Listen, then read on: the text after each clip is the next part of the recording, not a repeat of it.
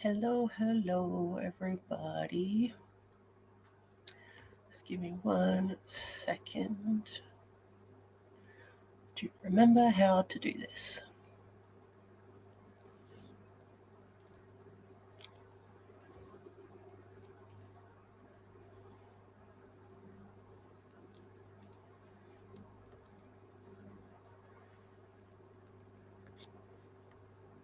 Okay, there we go.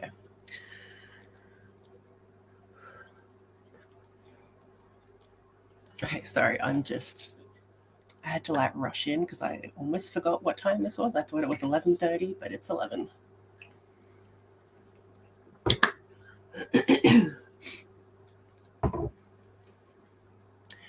Okay, yes. Hello, two peoples. Yes, sorry, I'm very tired. Looking after a sick puppy is tiring. Hello. Thank you. Ooh, where are you guys going? Yes. Hello, thank you for being here, even if I'm just in the background.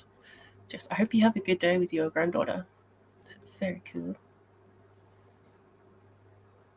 Hi. Okay, big chopper update. It's not really that big. So he is on day 6 of being out of surgery, and honestly, he's doing way better than I thought he would be. He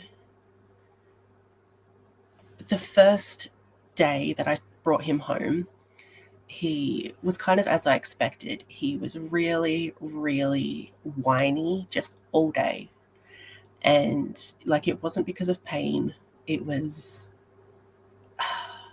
it was a bit like a trauma response because, I took him to this place where they broke his leg and put pins in it, and then I left him there for a night.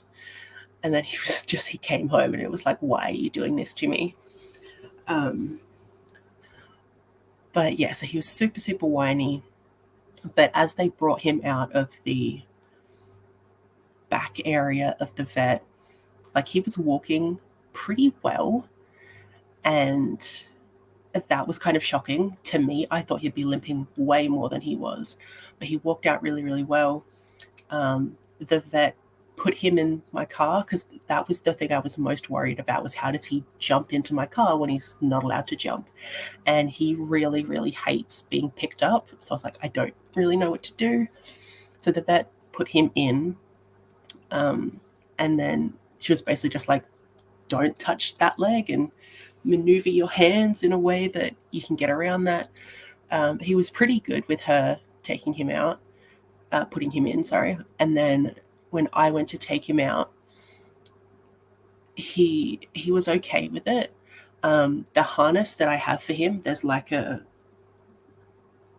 grab bar basically, but it's a bit of the harness that you lift up, and it's got a strap around the front and then more around his belly. So using that while also still being able to hold him a little bit, I was able to get him down. So that was really good.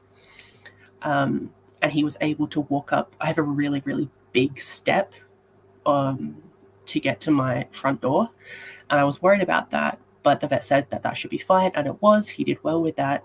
And then he basically just laid in bed and cried for the entire day. He kind of has been doing that a lot, but it's definitely gone down now. The first day or two, he was just crying nonstop, and I was having some sensory issues with that because it was just a constant noise that I couldn't do anything about. And he has eventually settled down. His eating has not been super well. It's like he's not really eating from his plate, or he's not eating any of his normal food. I finally, last night, got him to eat actual food from his plate, which was insane. It took that long to do it. And that was after seeing the vet yesterday. So yesterday was the 5-day checkup and to remove his pain relief patch that he had on, which was like a slow dose of pain relief. And the vet was like, give him some chicken. He might like that. And he's never been a chicken boy. But last night he ate that chicken breast real quick. So I was really happy about that. So hopefully I can start getting him to eat a bit more now. But pain-wise, he's been pretty good. After about 3 days, he started flinching away when I tried to ice it. But the vet said that was okay. Like, if he doesn't want it to be iced, that's fine. He had a lot of swelling at like his ankle joint. It's just this big ball of just fluid in there.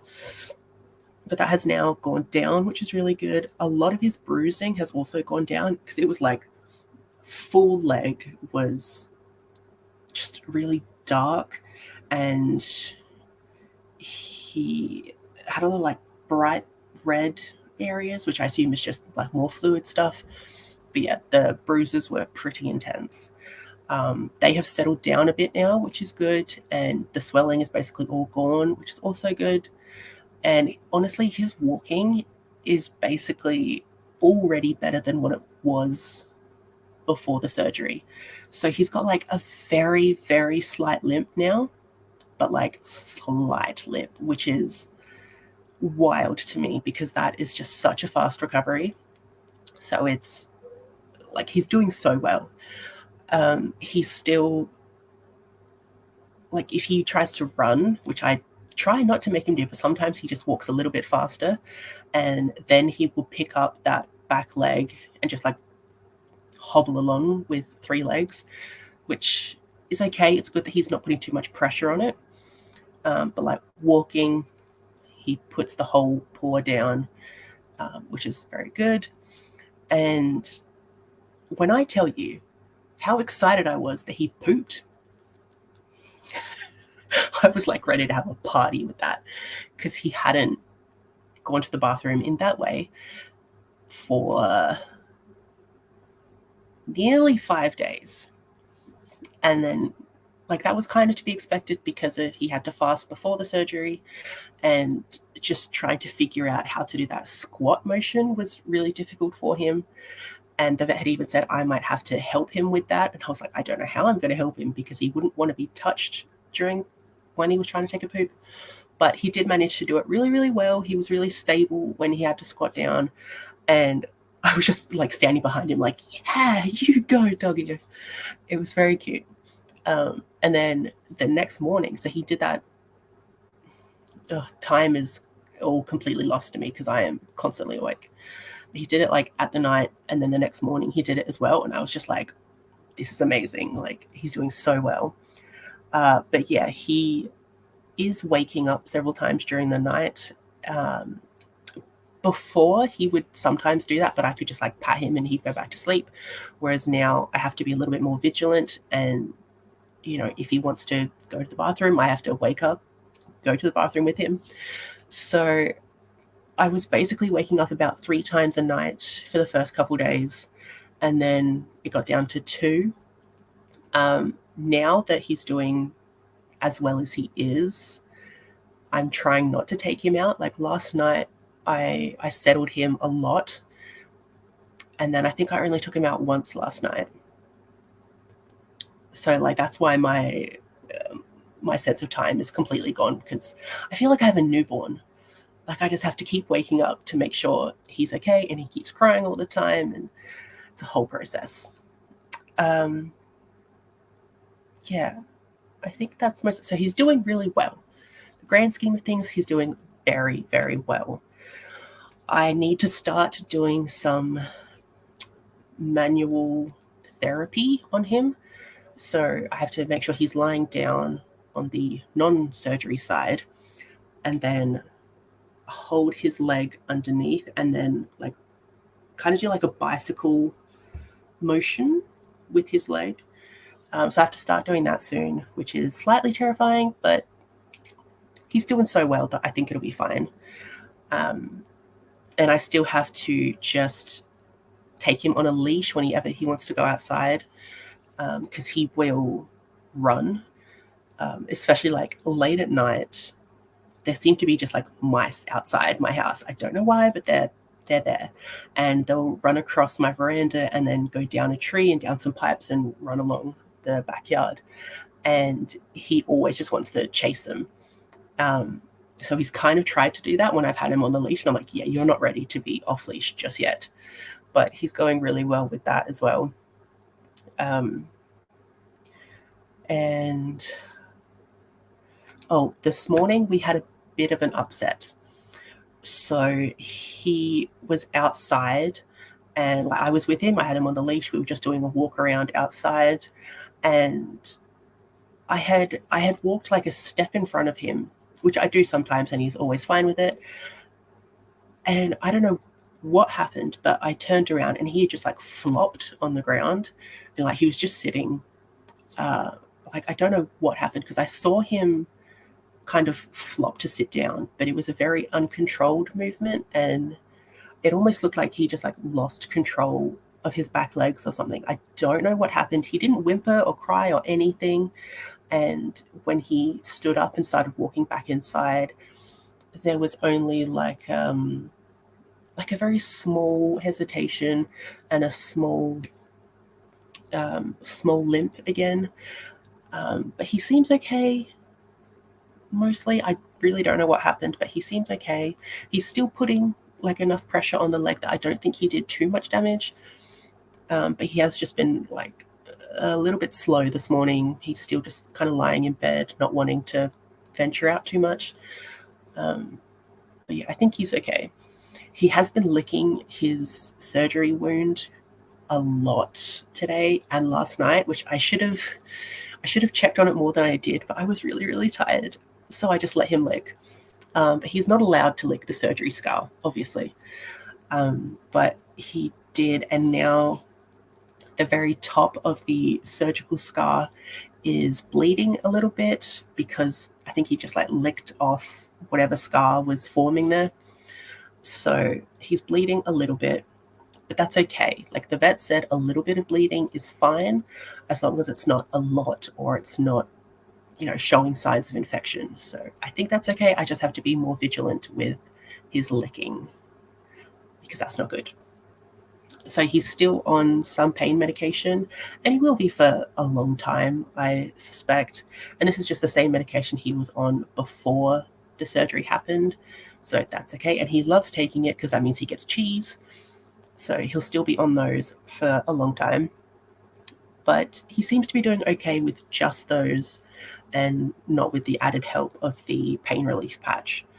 So he's doing okay. That also might explain why he's a little slower this morning, because the pain relief patch got taken off yesterday. So he might still just be trying to adjust to all of that. And then on day 10, which is next Monday, he goes back to the vet, and he'll have his sutures removed. So hopefully things stay good for when those come out. But yeah, that's slightly terrifying, because I just hope it has sealed enough that those can come out, because they look weird. Is he still there? I swear I brought him inside. Hold on.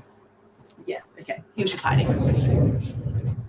Yes, I'll get to the end of the comments, and then I'll show you Chopper.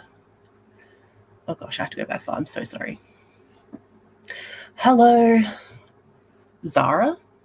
I'm pretty sure your name is Zara. If it's not, let me know. But I think I really tried to remember your name. But yes, hello. Thank you for coming and listening to my dog show. Hello. You better be going to sleep soon. Gosh, what time is it for you? I need to get better at this conversion rate of time.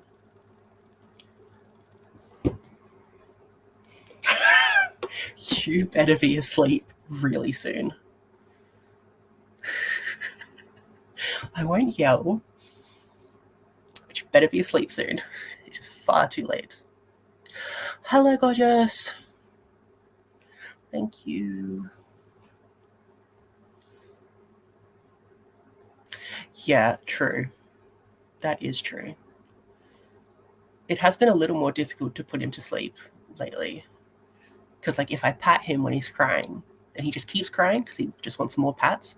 So I just have to completely ignore him, which was really, really hard the first 2 days.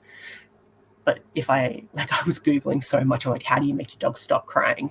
And a lot of them were just like, just ignore it unless you notice that it's like a pain thing or like I need to go out, I need to eat, I need a drink. And I've weirdly got kind of attuned to those different cries. So that is kind of good that I can be like, okay, right now you're crying for attention, I'll ignore it. And then the crying kind of changes, and I'm like, oh, now you actually need something.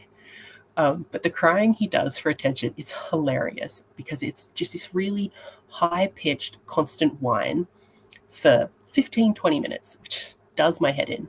And then towards the end of it, when he realizes that I'm ignoring him, it turns into this really low grumble. Like he's basically like swearing at me under his breath, and then it stops. And I can't help but laugh every time that happens because it's hilarious. Thank you.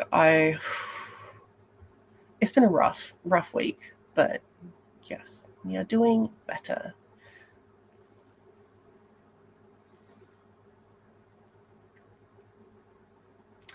Yeah, I don't know what exactly the pain relief patch was. Because basically, I was like, as long as it helps my dog, go for it. Yeah, I was like the day he got brought home and the day after. The people that had to see me during that time, I'm so sorry for the way I acted because I was just, it was very much like on the verge of like a meltdown because it was just the constant noise was so overstimulating for me. And it was just like having to be on the whole time. And because, like, at that point, I couldn't understand his cries. So I was like, oh, something must be wrong. And so just constantly like being on alert, the constant noise, and being stuck in my bedroom, it was really, really rough. But I've calmed down a little bit more now. So I'm a bit more tolerable. But yeah, his crying lasted a really long time. And he even still kind of cries a little bit now. And he was definitely crying yesterday because I took him back to the vet. And even though it wasn't as traumatic of an experience, um, he was still like, why did you take me back to that place? I was like, well, better get used to it, buddy, because you've been going there a lot. Me too. He's just doing so amazingly well. It's great. Yeah. When we had kind of a bad night last night because yeah, he was just crying a lot, and I was trying to ignore most of it. And when I woke up this morning, I was like, not good. Just like I'm just so tired. I've constantly had a headache, which like isn't particularly new for me, but the added stress makes the headache worse. So it's just like it's been a lot. And I was like, oh yeah, I have stuff to do today. I was meant to go to the gym this morning, but at 3 a.m. I I cancelled that session because I was like, my head was just doing the throbbing thing, and I was like, there's no way I'm lifting weights in this condition. But I'm doing okay for right now. So, and like last week when I did this, the sprints helped so much. And so they are already helping now. Oh, totally. Definitely need a holiday. But I'm worried that I'm going to be um, just like so paranoid about his recovery that like I won't want to leave him with just anyone. But like I am going to I'm going to New Zealand at the end of June for 10 days. So he'll be so much better by then.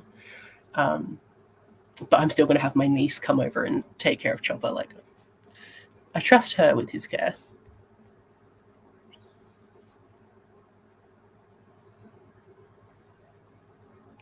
Yeah, that's true. That is true. I just wish I had been looking at him when it happened so I could have seen why he did the flops. But yeah. Mm. Right? I was very much this morning. I was like, you're probably going to need the cone of shame. And I was going to put it on this morning before I did something. And then I completely forgot. And I came back into the room and I was like, have you been licking? You probably have. But yeah, I might have to do the cone of shame on him. I saw you sent me messages. I haven't read them yet. I'm so sorry. I have been a little bit busy this morning, but I will read them very soon. Yes, you better be. I'll just keep messaging you to make sure you're actually asleep. Yes. Okay. I was trying so hard to remember your name in all the sprints I've seen you in. Just like that I got it right. Hi, Neva. How are you? So yeah, how is everyone else doing? I've just been like venting about the stresses of my life. How has everyone else been doing? I have been very out of sync with what's going on in the booktube world and with all my bookish friends because I'm just constantly thinking about my own dog. So, yeah. I'm trying to get back into the hang of like not filming. I haven't done any filming, but I finally got to edit my TBR gate, which I put up last night. But like editing that took so long, much longer than it usually does, because I couldn't focus. And every time I went to try and edit, I would edit for like 10, 15 minutes and then I was done. I was like, I can't do it. So I got it done last night at like the last little second. I got it finally done. And then I uploaded it and then I rewatched it again. I was like, oh, there are mistakes. It was so annoying. But, you know, it is what it is. And so I just haven't been able to film yet. But like doing this might actually help because I haven't had the energy to try and appear more awake than I am. So luckily I did a bunch of pre-filming in March. So I do have a lot that I can just find the energy to edit and upload. But yeah, being on camera, like it takes so much energy to film sometimes because like I can always hear it in my voice and like how I'm interacting with the camera that I'm like, yeah, I was definitely not having a good day when I filmed that. And yeah, just trying to get the energy to appear upbeat and happy has been difficult. Not that I'm not happy, but I'm just stressed. So yeah, I'm very out of it with things.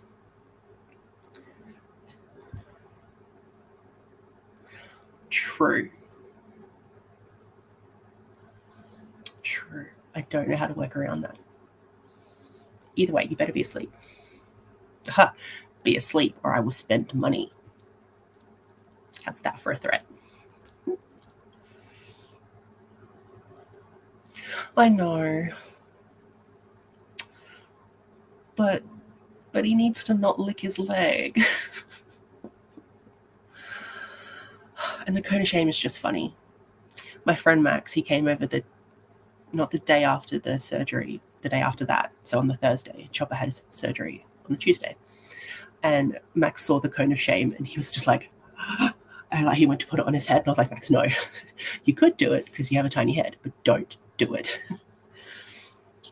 Yeah, I think Chopper's only worn the cone once this past week because I had to go out and do something. But then the past couple of times that I have like left him alone, I haven't put it on. I probably should have. But yeah, I don't want to put him in the cone, but like I might have to.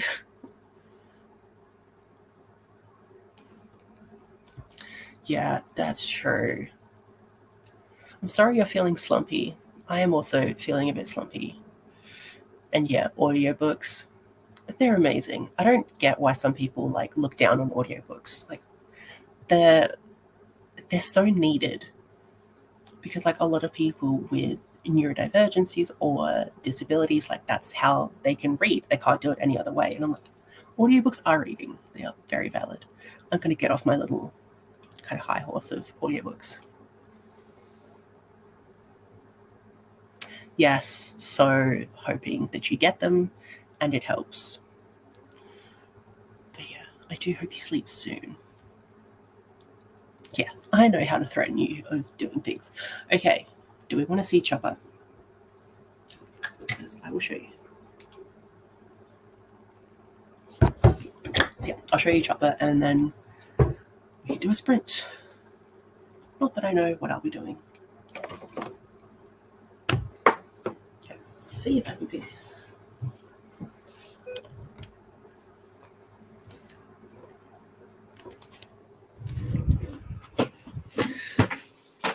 Okay, of course he's in the tiniest little space.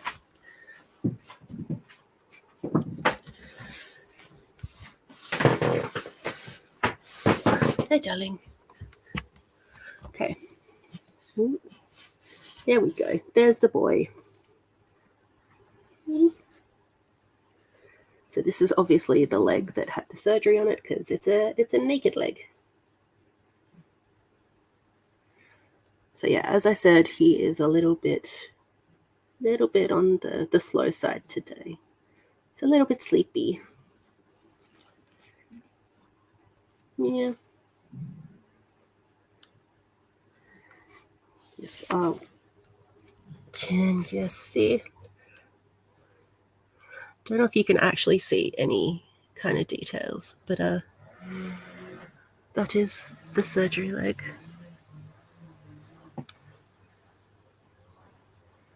Oh, I think some of his staples have come out. That is not good. Well, shit. Oh, I think my headphones just died. So sorry. I will fix them in a minute. But yeah. Oh, hi. Hi. Hi. I know I'm invading your space, aren't I? So sorry. Okay, so there's a couple of staples here that have come out. The rest seem fine. And that's where he was bleeding that I was talking about before. So, don't know how that happened. How did that happen?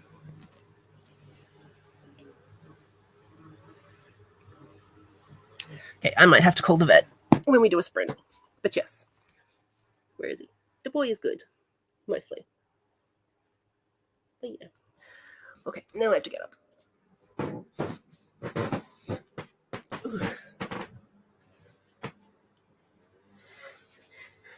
Okay, there's also someone doing, what is it called? Mowing. Oh, that's so loud. Wait, they're doing mowing at my house?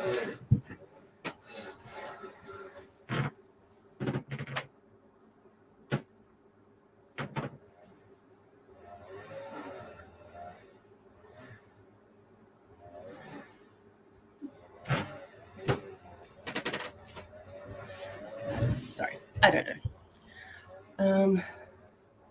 I need to start charging my headphones because it's weird doing this without them. I'm sorry if there's any kind of echo or anything.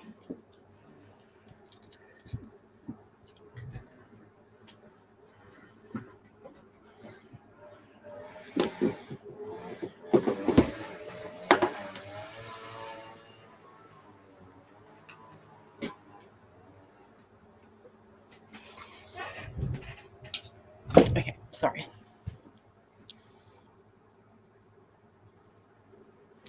Chopper does that too. I remember when he had to have the cone of shame on when I got him desexed when he was very, very little. And yeah, he was banging into everything. And especially with Chopper, he always has to walk like right next to things. Even if the pathway is, where is this? The pathway is this big, he will walk right here. He won't walk anywhere here, has to be right there. So yeah, cone of shame would be hitting everything.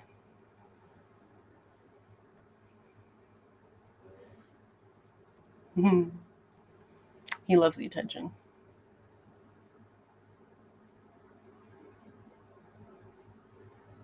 Yeah, he definitely knows how to work it. Like that's what he was doing anytime I came near him. Like when I went to the vets to visit him with the when he had the surgery, it was the vets were like, "Oh, he's been so quiet this whole time," and then I came and he was immediately crying. And then as soon as I left, he stopped crying. He's like such a little shit.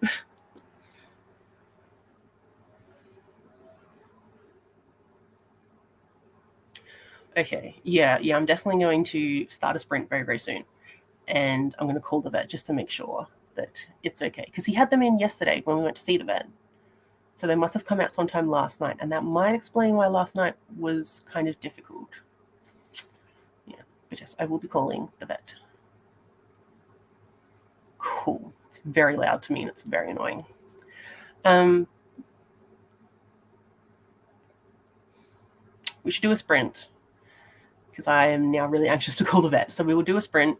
We'll do the 45, and when we come back, we can chat some more, maybes. And Kirsty, go to bed. But yes, is a 45 good with everyone? I'm going to assume that's just the usual. But yes, we'll go to a sprint, and I'll see you in 45. Happy reading, everyone.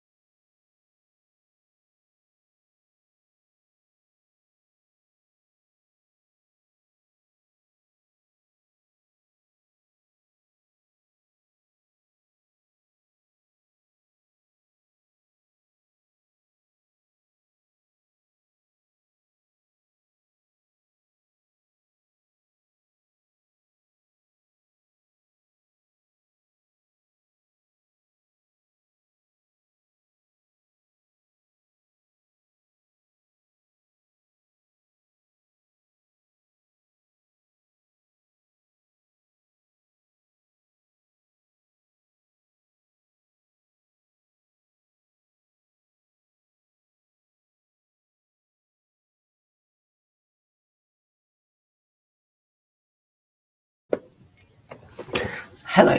Sorry, I was watching the time really closely and then I looked away for a few seconds and did something.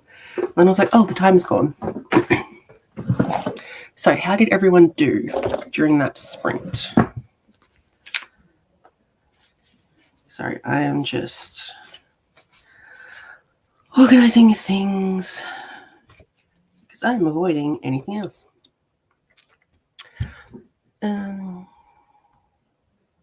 Hi, Tracy. Hi, Meredith. Hopefully, work is done very soon. That's awesome. I'm sorry it's uncomfortable, but I am glad that you are in a wheelchair instead of being in bed. How is your recovery going?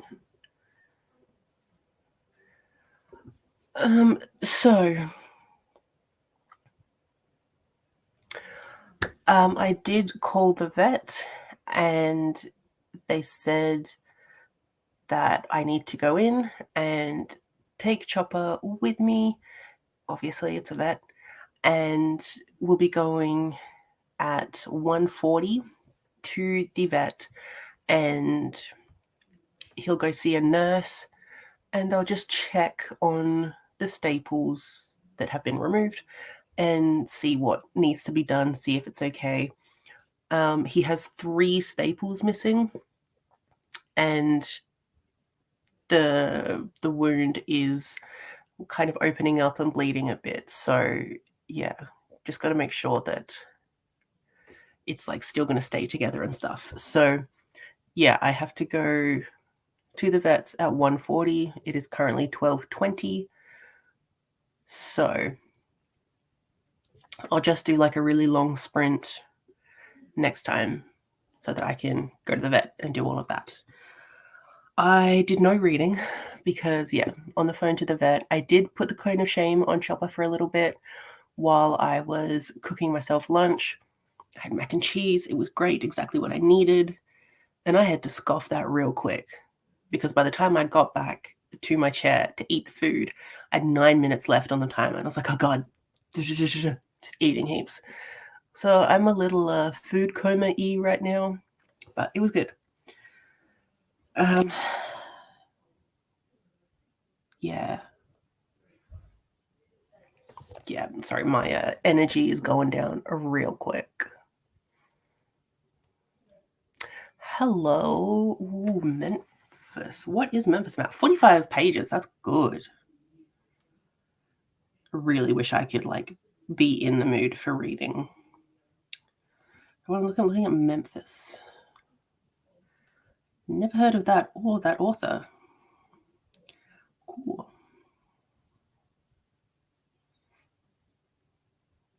Ooh. I love that cover.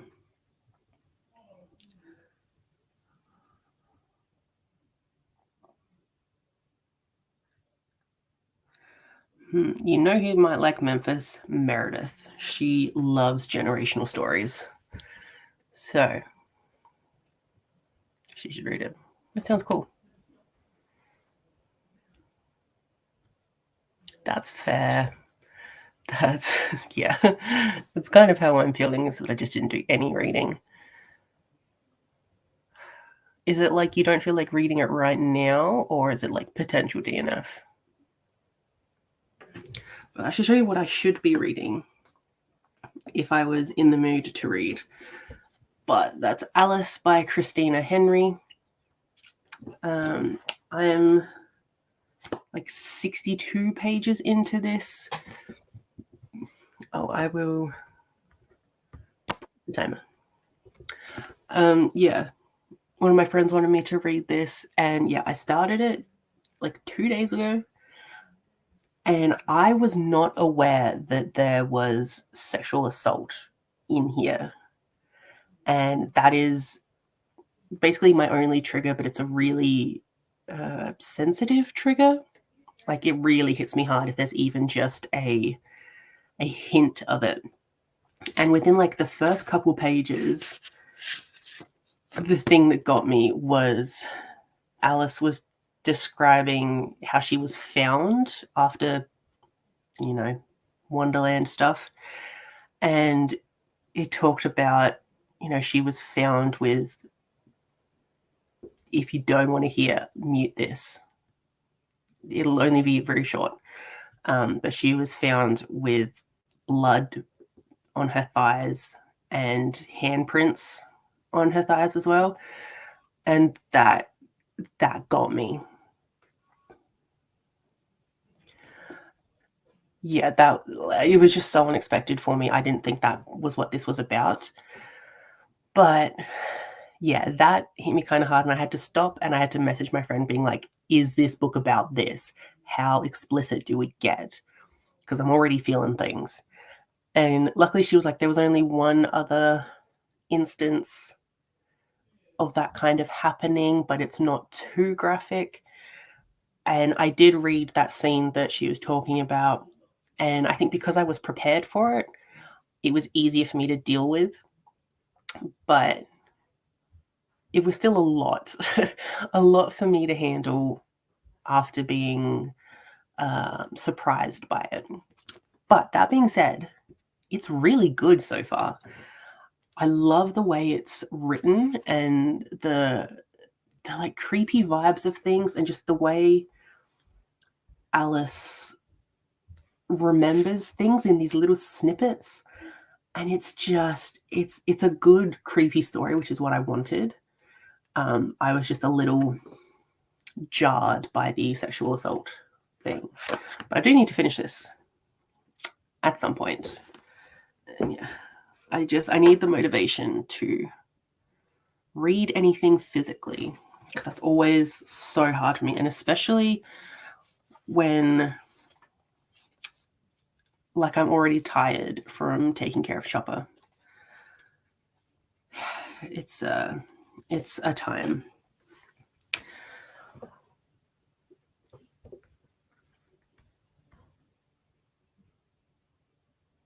Oh, that's really good. Sorry, my question was just, are you doing well? Is your recovery going okay? So that's good that it is healing well. Yes, good job. Are you able to read while you're in recovery? Because you're in pain, like a different kind of pain. Does that make it harder to read? Because like I'm just taking care of a dog that is sick and I am struggling to read. But yes, very glad that you are doing well.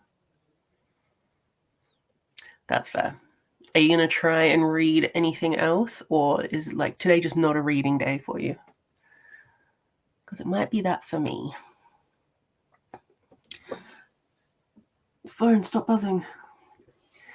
So a thing that I am doing right now instead of reading is, if anyone saw my December TBR gate where I had like a bunch of cards instead of the normal prompts, I'm thinking of doing that again for July, my July TBR gate, because everyone seemed to really like it for December, and it's a fun, different thing, and July is my birthday. So I might do something like that. Just have to remember what all of the categories were. So I think one was series continuation. I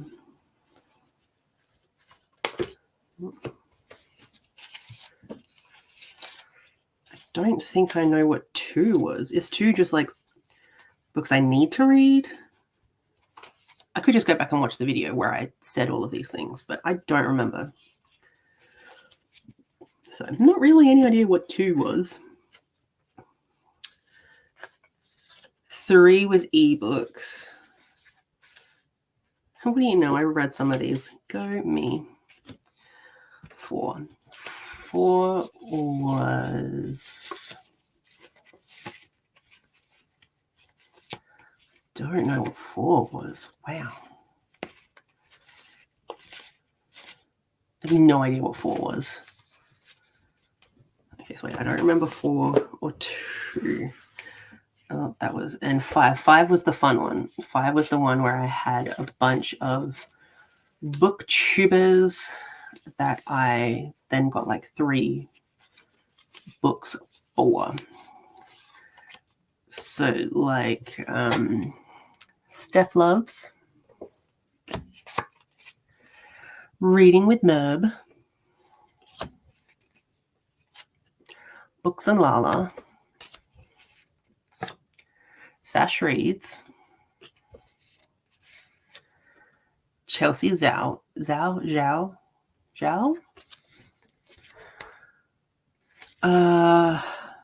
India. I can't remember her booktube name. I haven't watched her in a long time.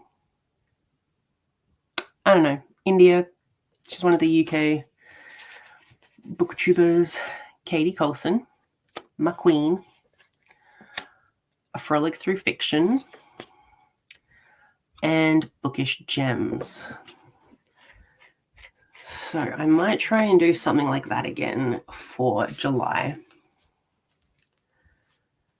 If I can figure out what 2 and 4 were.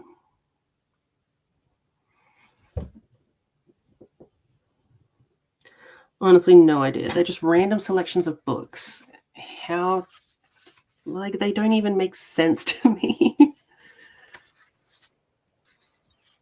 Because, like, I thought it might be books I needed to read for some kind of, like, list. But, like, some of them I don't even own, so I don't understand why they'd be there. And then for the 4s, again, they're just random. Like, there's a non-fiction in there. These are all books I owned, though. So they're all books I own, but none of them correlate to any of them. I'm so confused. I just need to go back and watch the video, because I would have explained it to myself there. So yeah, I don't necessarily want to do all of the same prompts. I do definitely want to do like the booktuber one, because that's very fun. And like I should probably do the series continuation ones and the Kindle ones. But then what's another category of like books I need to read somehow? Oh, sorry.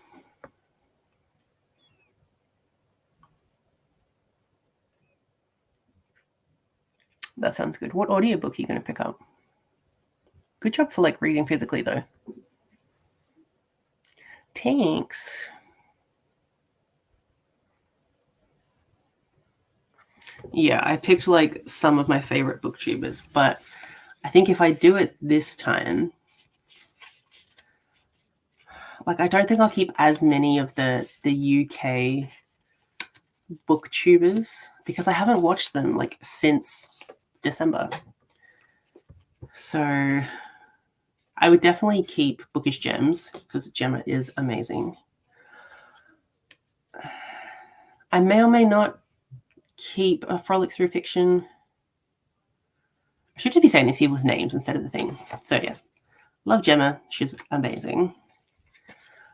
Ashley, I love Ashley's vibe and aesthetic. So great. But I haven't watched any of her videos in a long time. Katie, I'm always going to read anything to do with Katie.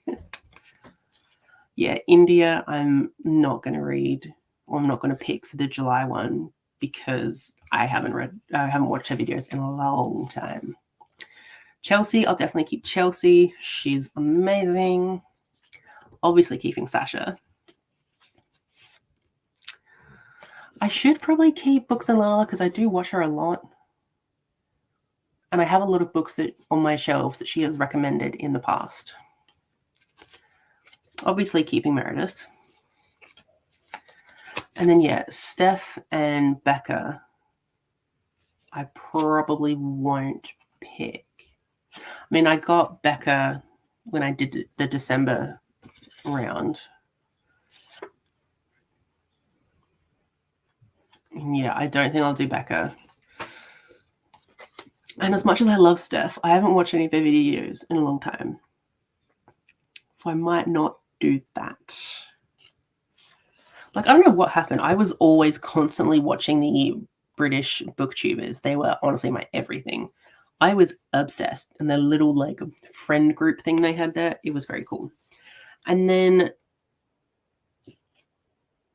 I don't know, like in December-ish, I was like, we're moving over to all the Aussies. Now all I watch is Aussie booktubers, which, you know, we love. But yeah. I have no idea what those two categories were.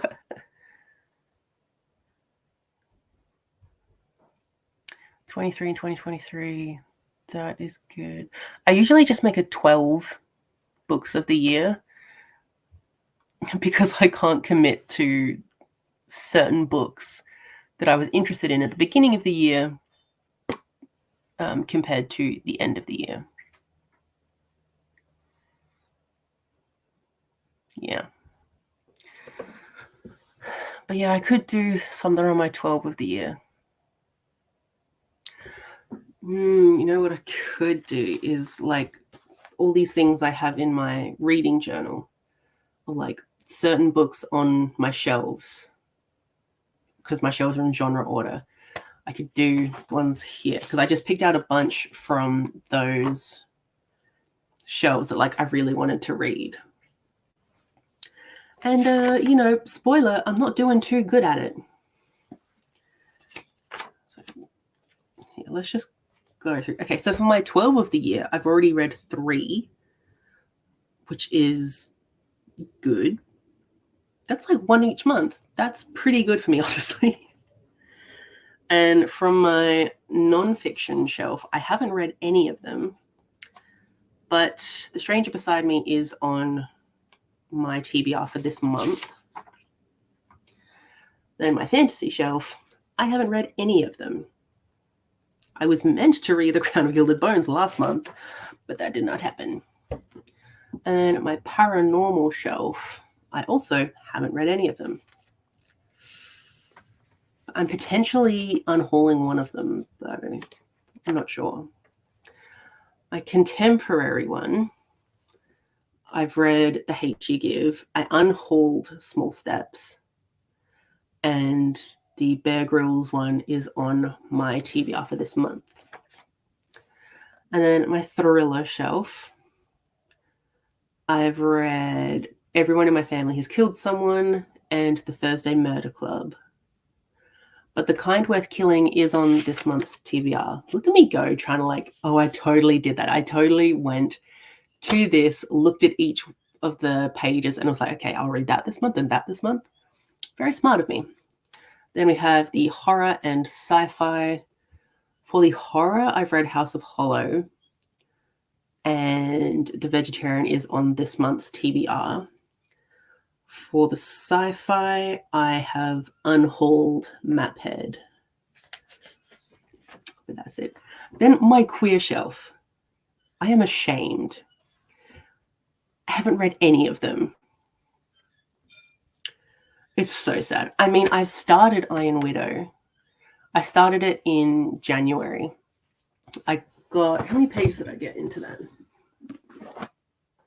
I've got 52 pages in. I'm partway through a chapter. Wow. But then I put it down and I didn't pick it up again because I thought the way the book would go was that our main character was going to fall in love with the guy she was meant to kill. And I was like, oh, don't do this. I don't want to do this. Then I was talking to Max the other day and he's like, nah, she completely destroys him and goes off and has a relationship with other guys. And I was like, oh, okay. So like now I'm more interested in it. But yeah, I really need to read those. And then my classics and comic one, I have read, from the classics, I've read The Lord of the Flies and I DNF'd Little Women. So I don't know what to do there. And the comics, I haven't read any of them, but Death Note Volume 2 is on this month's TBR. And then my Kindle, I read Awakened. I gave it 2 stars. And I read Go Deep and My Lady's Lover. and none of them are on this month's TBR. So, like, I'm not doing particularly well. Actually, you know what another category I could do is, like, my bingos that I made. So I made these bingos at the beginning of the year. They are on my Instagram if anyone wants them. But I have been completely ignoring them. So I should probably put those on there as well. I could torture myself and put like a self-destruct ones on there. Like, I don't really want to read any of my self-destruct books. I should probably... Oh, no, I can't even put any of my 30 before 30 on there.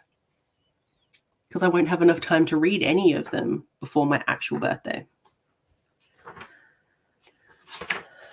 Yeah, I could do some of those. That would probably be the smart thing to do instead of trying to figure out what the hell I'm meant to be reading. Okay, I need to make a note of all those. What did I say?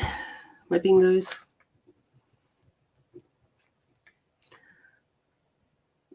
Oh, my shelves. Okay, well, that could work. Sorry, I'm just like talking through my brain process.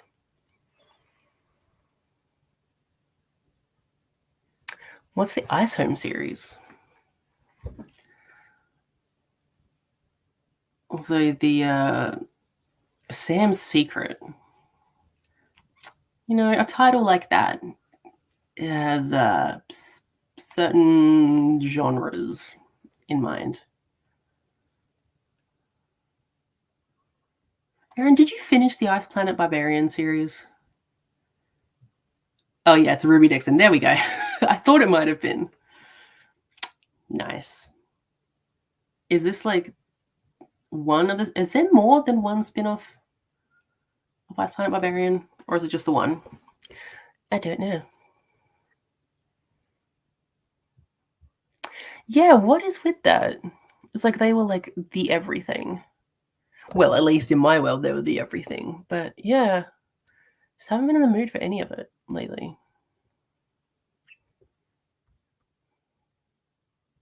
Yeah. It's like, my people, I have found them. Thank you. Yeah, I've heard such good things about it. And like, I know I'll enjoy it because I liked the few pages that I did read. But it was just the fact that I thought it was going to do that stupid YA thing. And I was like, how do people like it so much if it has that? But it obviously doesn't, so that's good. Really?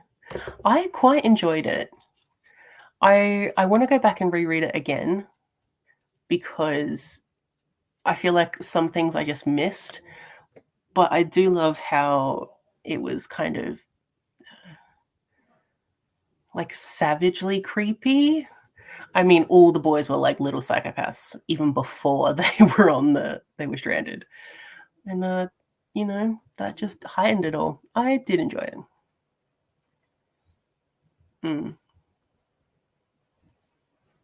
Nice. Good thing there's a spin-off series so you can just like continue forever.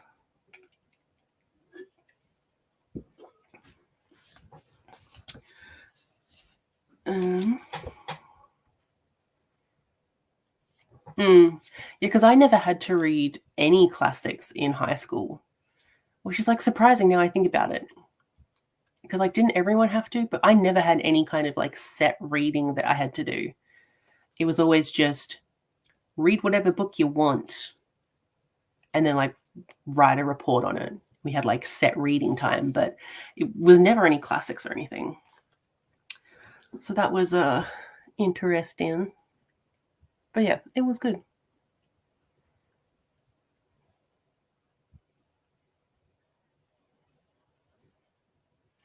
It probably will be connected. I kind of hate when some book series do that. They just kind of like interweave with other series. And I'm like, this is not Marvel Universe.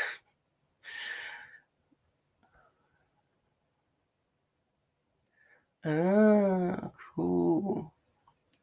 Interesting. How can there be a dragon if it's an ice? Is it an ice dragon? Because, like, it's icy there. Yeah, the only problem with, like, reading what you want was just I kept rereading, like, the same 2 books. Because I really was not a reader when I was in high school. That only came about 4 years ago. Also, I know I'm, like, talking a lot, but I'm just trying to I don't want to have to do another sprint before I do the long one, so we're just I mean, I could do a short sprint. I could do, like, I could do a half-hour sprint. We'll talk for a little bit, and then I'd probably start, like, an hour sprint so that I can go to the vet. It's probably better if I do a sprint now because I'm just, like, running out of things to babble about. And these are reading sprints, so or productivity sprints, whatever you wanna do sprints. Definitely.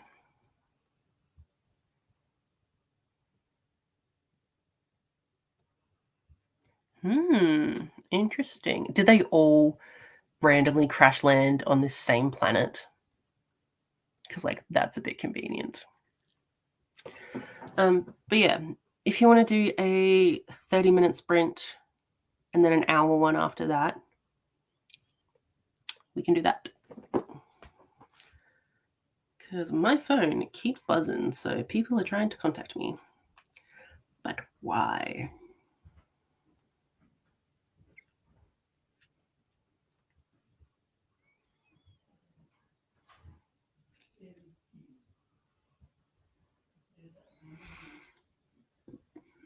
And I might go have to check my post.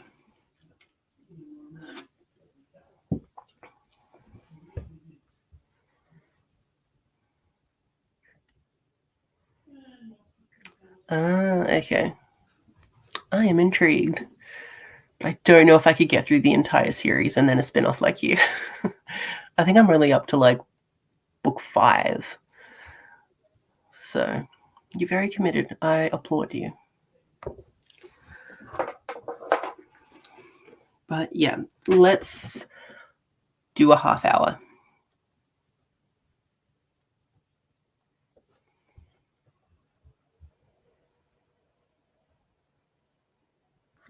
Fair.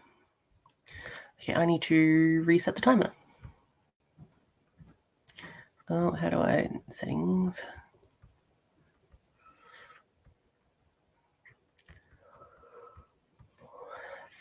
$30. Oh, is that it? Okay. Okay, so we'll have a 30 and then an hour one after that. So I'll see you in 30 minutes.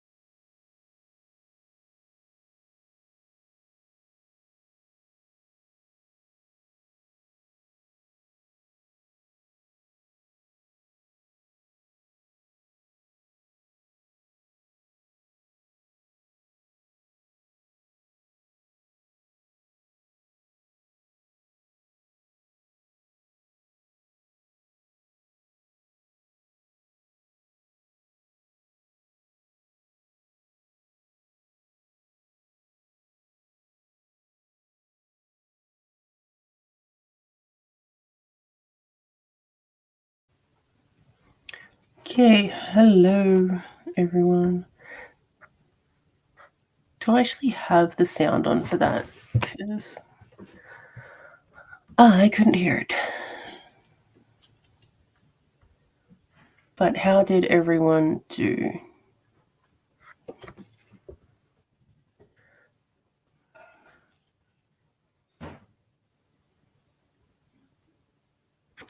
Okay, hopefully that should be okay. No one is surprised that I have not read anything. Like, I am just really doing the most to not do anything. I am tired and stressed. But yes, we'll have like 15-minute chat and then I'll do a really long sprint so that I can take the boy to the vets again. Hi, Chelsea. Well, good for you that I am doing a hour sprint next, so you can get lots of reading done in that time. Also, Chelsea, is there a book that you would recommend me for reasons? Right? Same. I was just definitely zoning out. It's a rough day, and like it shouldn't be, but it is. But yeah, zoning out is perfectly valid. It's a good time sometimes. Hi, Meredith. Ooh, that's good. Finishing work early. Sword Heart. Is that the T. Kingfisher book? I need to read a T. Kingfisher one day. Apparently, they're all very good. So, Chopper has been doing very, very well this past week. He's putting a lot of pressure on his leg, which is good. He's walking pretty good. His eating hasn't been the best, but that could have been from the medication making him nauseous. So that's stopped now. And last night, he was eating food off his plate, which is amazing because he hasn't done that in a week. He was doing really well. During the last sprint, the sprint before, I realized that 3 of his staples have come out and it's bleeding a bit now, like where the staples have come off. So I was a bit worried about that because he doesn't get his staples off until next Monday. Yeah, next Monday. So I called the vet and they said to come back in and one of the nurses will have a look at his wound and they will see if it's okay and what needs to be done. So I'm going to the vet at 1:40 my time. So I will do an hour-long sprint for that because it shouldn't take too long. So yeah, mostly he's fine. But yeah, these staples are a little concerning. Also, where did they go? Like, I haven't found them. And I'm pretty sure it happened last night when he was in bed because he was a bit restless last night. And I'm like, did you swallow them? If so, gross. But I can't find them. And it's like, it's going to drive me nuts not knowing where they are. And I really hope he didn't swallow them because that's painful and gross.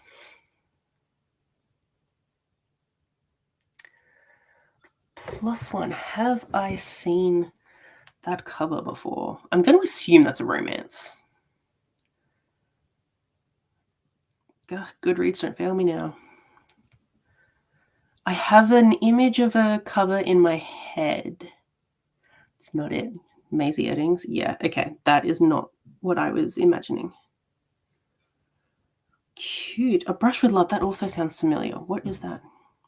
Oh, yeah. A Brush with Love. I kind of wanted to read that. Apparently it was really good. But yeah, cool. A 5-star? That's awesome. fake dating, and PTSD. I need to write this down. Here.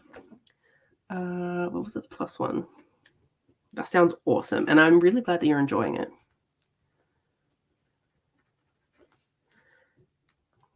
Fake date plus PTSD. Cool. I'm really glad you're enjoying it. Yes, reasons, which aren't particularly like secret. I was just going through, I was babbling away during our last talking bit because I needed to babble. And I was thinking I would do what I did in December with my TBR gate, I'll do for July, because July is my birthday. So that just means I use a bunch of cards instead. And one of the cards, oh look, here's Meredith's face. One of the cards is like this, where it's a bunch of booktubers, and I put books that they give 5 stars. But this time I think I'm going to do 2 books that the booktuber has given 5 stars, and then one that I got a recommendation from them, if that makes sense. Some people I've already gotten recommendations from just because I keep a journal page of whenever someone mentions something and it sounds like something I would enjoy, I write it down and then put like who I got that from. So it's this page. Where are we going? Yeah. So I do, where am I? This is odd. So book title, who recommended it, and why I want to read it. So I have a lot from other people from there. But yes. So spoiler, you are one of the booktubers that I will be choosing from. Ooh, your very first. Is it going well?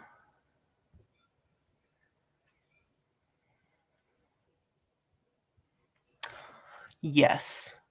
When I was saying that I have room on my shelf, I'm like, come on, Erin. Come on. Bring all the good stuff. Yeah, I need to read some T. Kingfisher. What Moves the Dead? Is that the one with like the bunny on the cover? Where it's like decomposing kind of. It's such a good cover. Yeah, he's doing so much better than I thought he would do. Have you read it?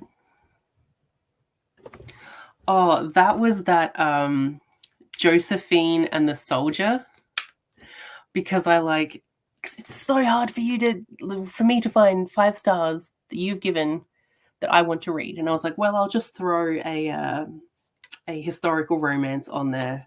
I think it was historical. I'll just throw any romance on there because you read a lot more romance than I do. I was like, I couldn't find one that was 5 stars that I was actually interested in. So I just put that one on there.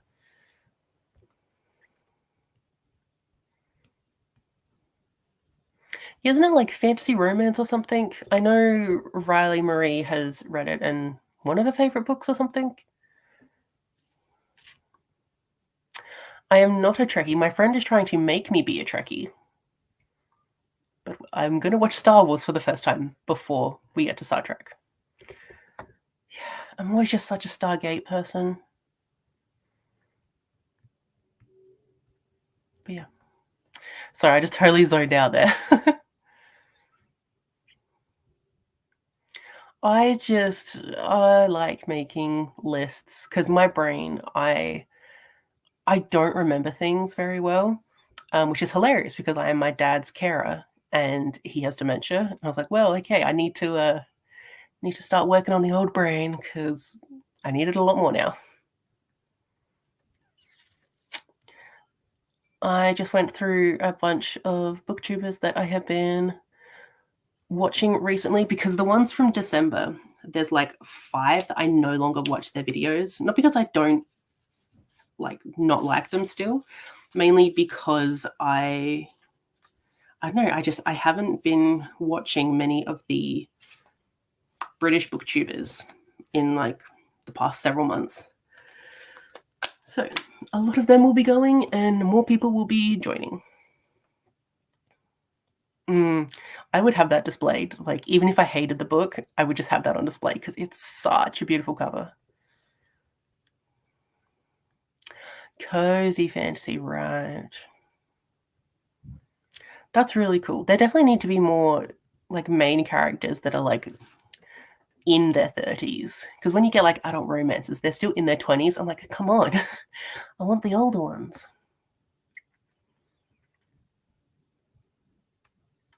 Is that a zombie thing? Like Night of the Living Trekkies? Or is that a. Yeah, Night of the Living Dead. So that'd be zombies, right? It said zombie Trekkies. That'd be funny. That would be very cool though.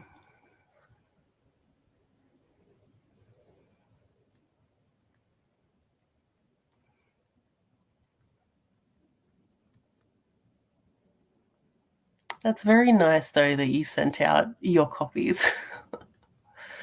I need to get some of my books back. Oh my gosh. My niece has had Every Heart a Doorway for nearly a year now. And it's so annoying because I know she'd love it, but she hasn't read it. And my brother has. Oh, what's the first one called? All Systems Red. I'm like, I also want that back because I want to do a reread. And then some other people have some books. And then Max just has a bunch of my books. Every time I see Max, which is every single week, I'm like shoving books in his face. But yes, he has a bunch of mine as well. I mainly just want like Every Heart a Doorway back. It's been a year. I want it back.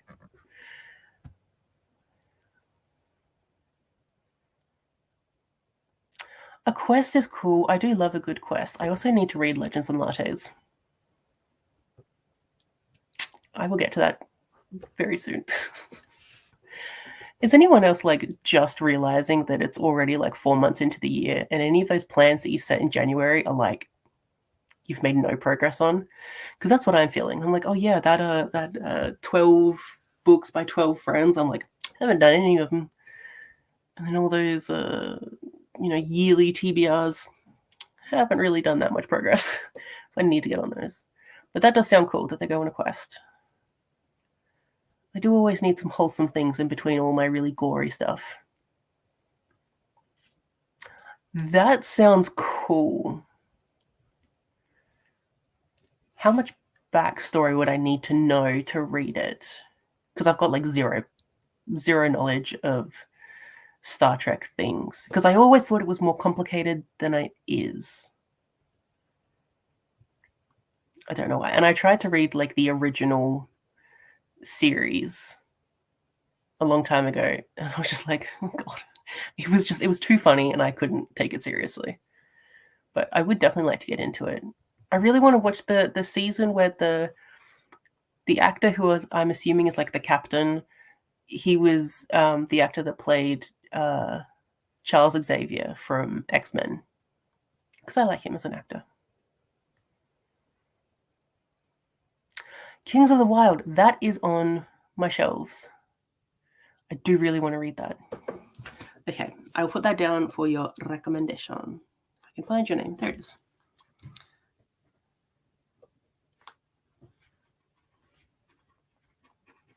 Every time I think about Kings of the Wild, I always want to watch, was it Wild Hogs? Because it just gives me that vibe.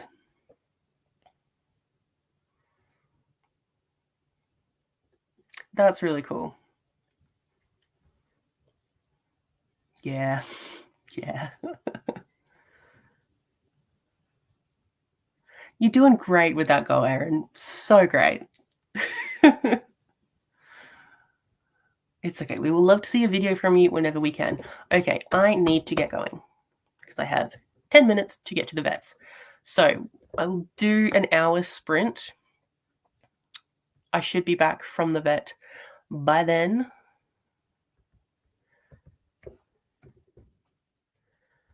And yes, happy reading, everyone.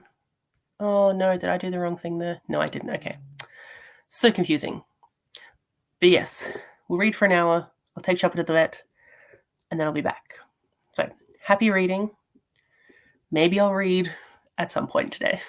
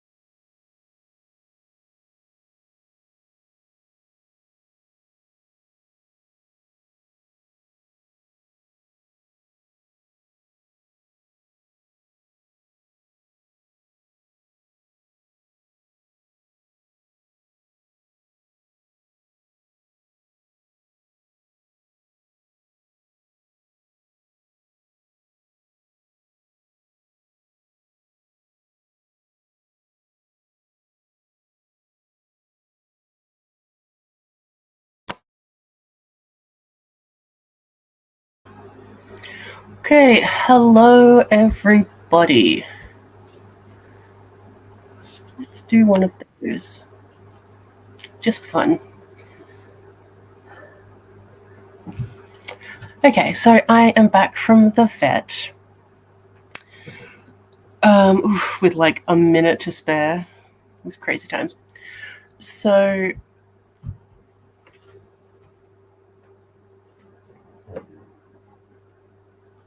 sorry, he was moving. Oh, can you see him down there? What? Here he is. Yeah, hi. Okay, so yes, went to the vet.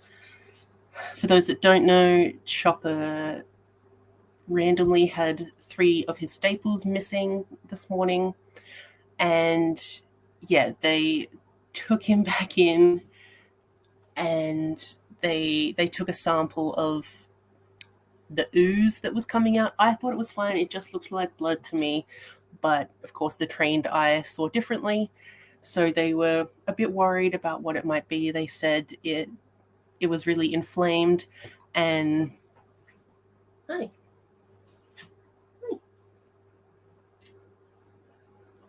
You're okay. Just give me a minute. Yes, he had 2 bits of bacteria in his wound, which I was like worried about, but they were like 2 was pretty good. So yeah, he got the staples put back in, and apparently he was really good about that. I think he just loves the vets there. And yeah, we now have some antibiotics for him that he needs to start taking, and he now has basically a sedative that I can use for just like further pain relief. Like, he doesn't seem like he's in pain. Is he licking again? No, I'm gonna cone of shame you. Cone of shame. Sorry, darling. I know you don't want to, but I got to. Come on. Good boy. Very good boy. So sorry. Sure we.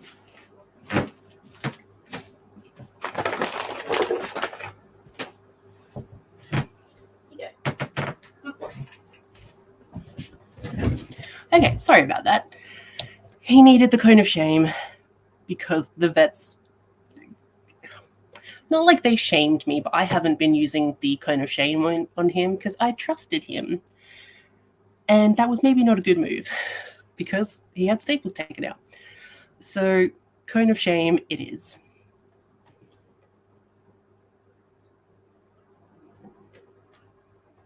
Yeah, okay. Because yeah, he was about to start licking again, which is not good. So, what was I saying? Yeah, they have the sedative that they've also given me. And like, I'm hesitant to use them because I don't want him feeling any more nauseous than he already is. Because like, I want him to start eating properly, and he never really seems like he's in pain. So, don't know. But basically, he has an infection, kind of mild-ish one, and I think, we maybe got it in time that it didn't spread too much, because I think, these staples fell out last night. So, it's okay. But yeah, I think he will be cone of shamed a lot more now, just because I need him to not lick. So yes, sorry, let's go back to where I was.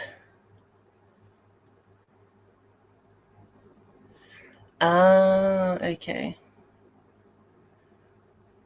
Right. Yeah, see, all those different kind of series of it make me very confused.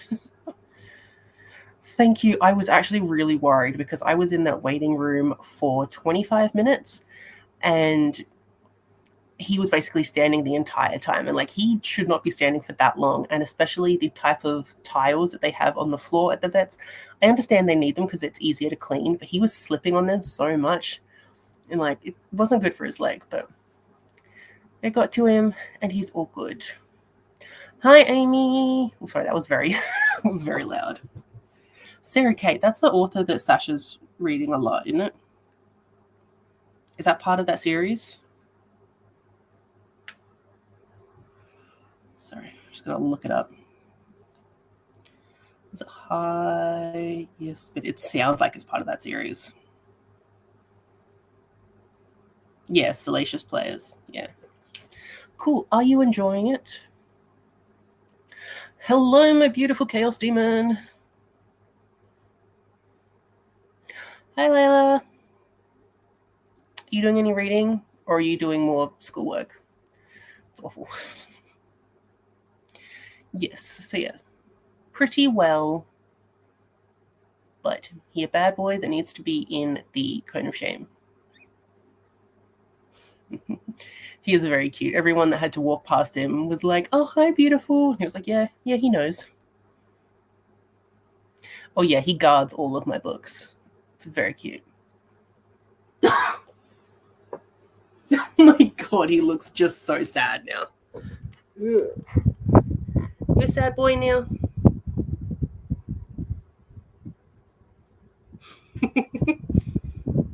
Yeah, you're a sad boy. He's just standing there with his head hanging low. It's so funny. But I will have to deal with him in a few minutes.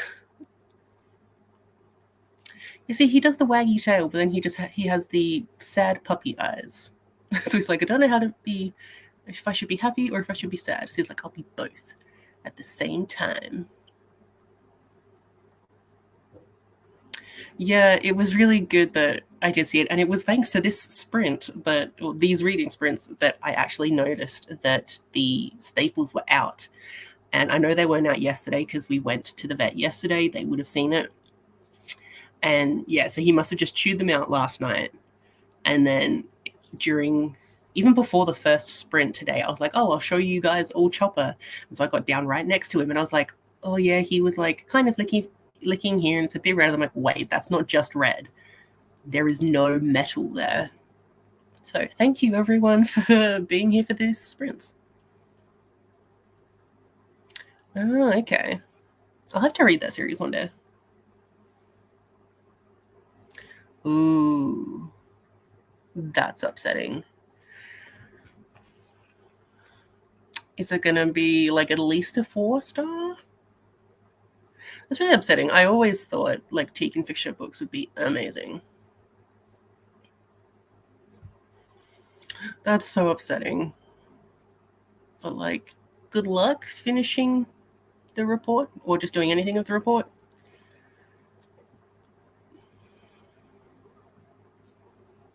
That's a good idea. I should do that. Because like I totally understand why they have tiles. Like they have to clean it up. While I was waiting there were 2 or 3 dogs had like weed in there. So like that makes sense. But also like he's just had leg surgery. He's not supposed to be so slippy. I know. I feel so bad. Can we try and see him again? Ooh. There he is, way back there. Hi. Oh, my poor baby. But he needs it on because he can't lick. He's a sad boy. Yeah, I get that.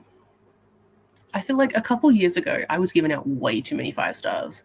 So I was like, let's be brutal. That didn't last very long. But Core Pile is so good for that. Because it's like, I'll put a book in, and then if I think it might be like a certain star rating, and I put it in and it's not that, then I'm like, what did I really think about this? And then go from there. Yes, it is very good. I am stressed. Also, yeah, I got a package before, and I know it's books. That's so upsetting. Does anyone ever get the like really good like pull tab things? because I don't think I've ever gotten a good one.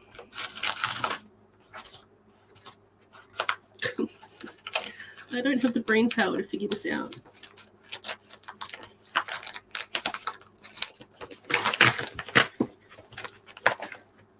Yes, okay, this book is exactly what I thought it was. Oh gosh. Okay, so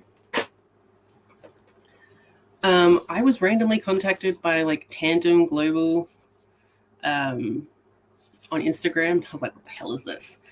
But they're doing a like kind of a buddy read with a bunch of other Australian book people. And it's very cool. But the book finally came. We had so many issues. But it is Different for Boys by Patrick Ness. It's like the illustrated edition, because I'm pretty sure this came out like 10 years ago or something, but it's now been like completely redone. And it looks cool. Oh, cool. That is cool. So cool. So I know that this is queer-ish. Yeah, and so it is a book, but like, where we are. Yeah, so it is a book, but it's also got some illustrations and stuff. And yeah, what was this about? I know I liked it.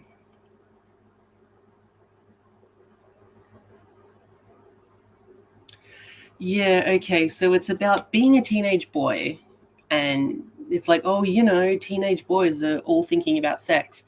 And then I think one of the main characters is like, but what if you want to do that with another boy?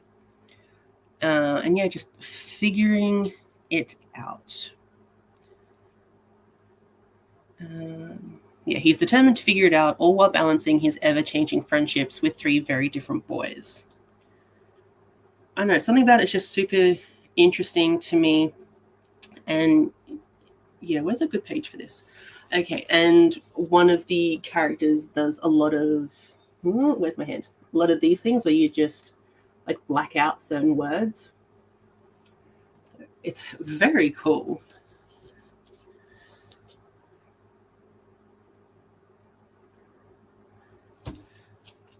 But yeah, I was interested in it because, you know, I'm queer. Patrick Ness is queer. All of his books are queer.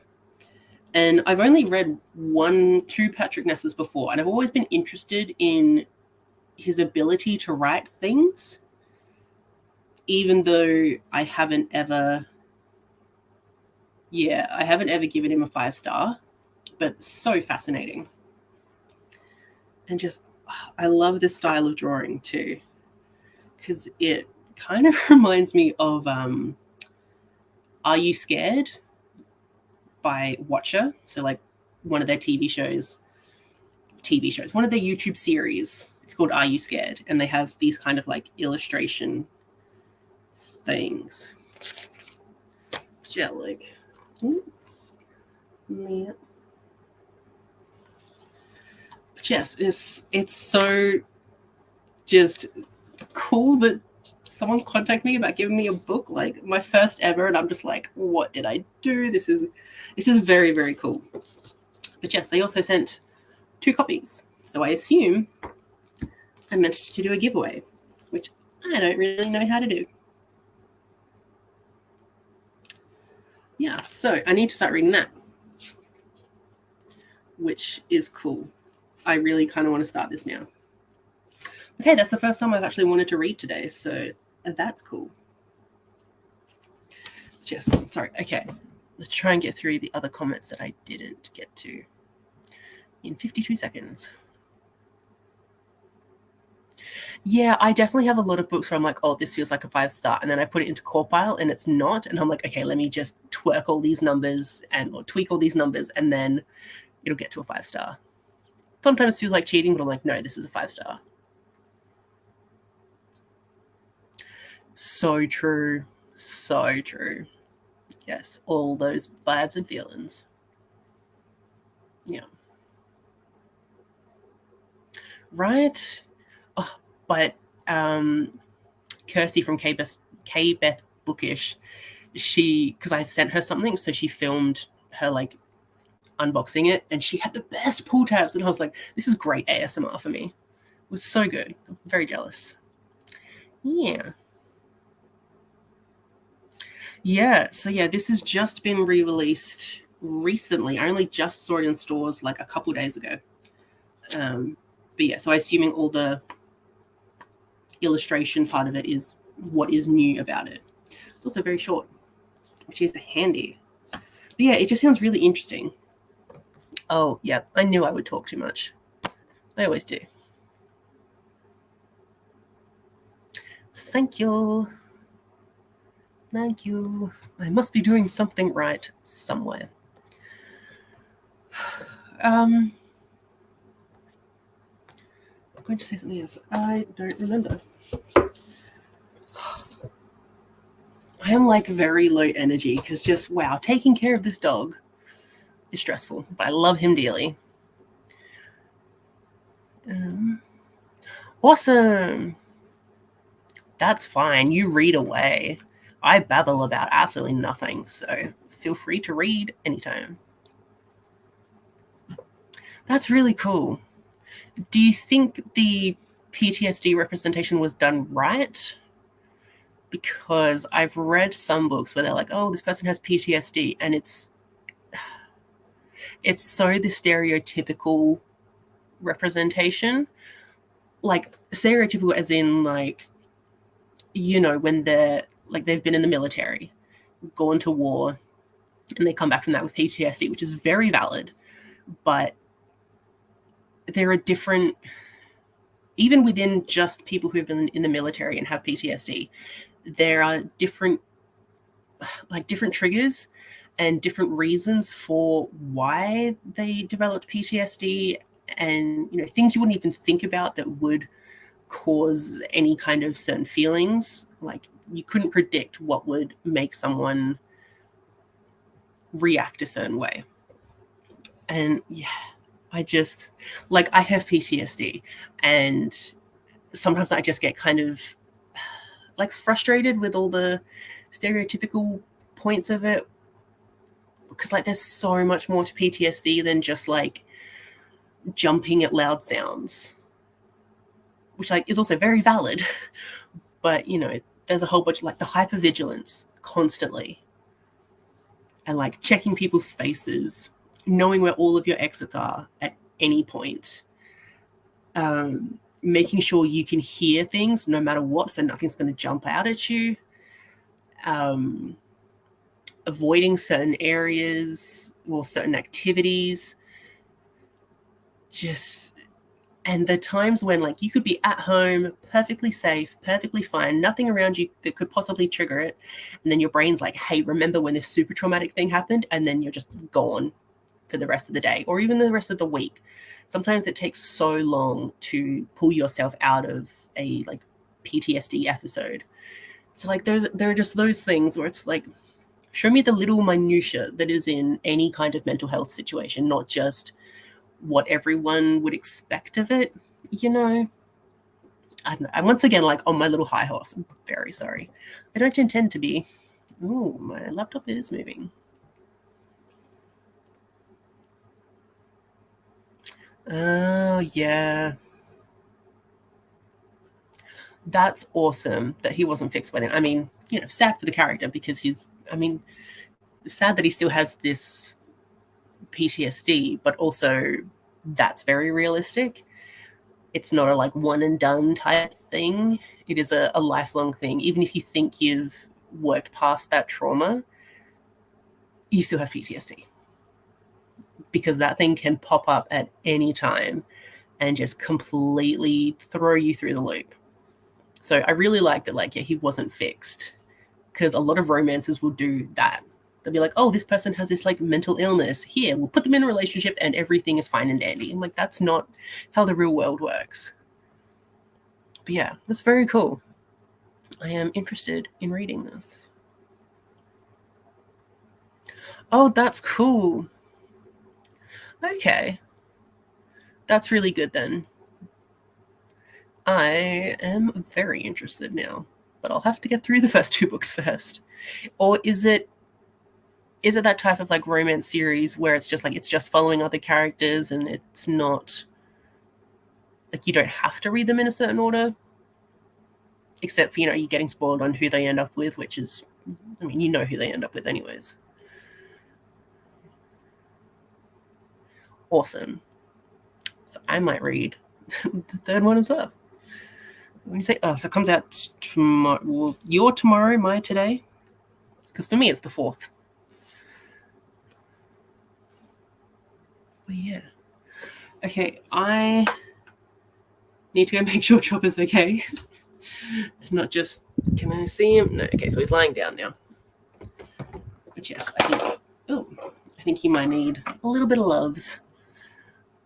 So, if we do another sprint, for those people that have like finished their book or about to finish their book, are you going to start a new one? Or are you just going to chill? Because yeah, I'm still fine to go for like several hours. And I might actually read something during those several hours.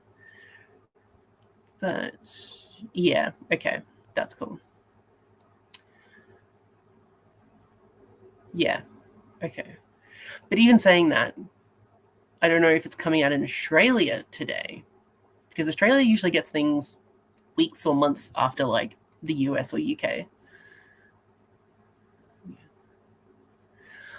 Okay, good night. Thank you so much for joining. It was lovely talking to you. And I'm definitely going to try and pick up that book because it sounds great. Just sleep well.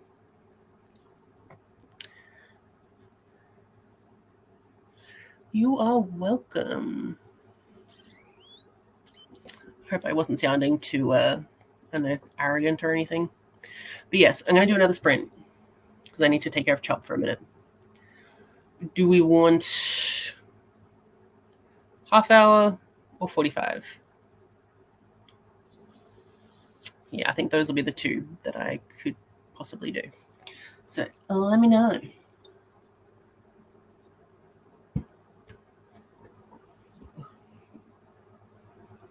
I've been like not able to hold things today. Anytime I pick something up, I'm like shaking. Sorry, you didn't need to know that. Okay, 45. 45. Cool.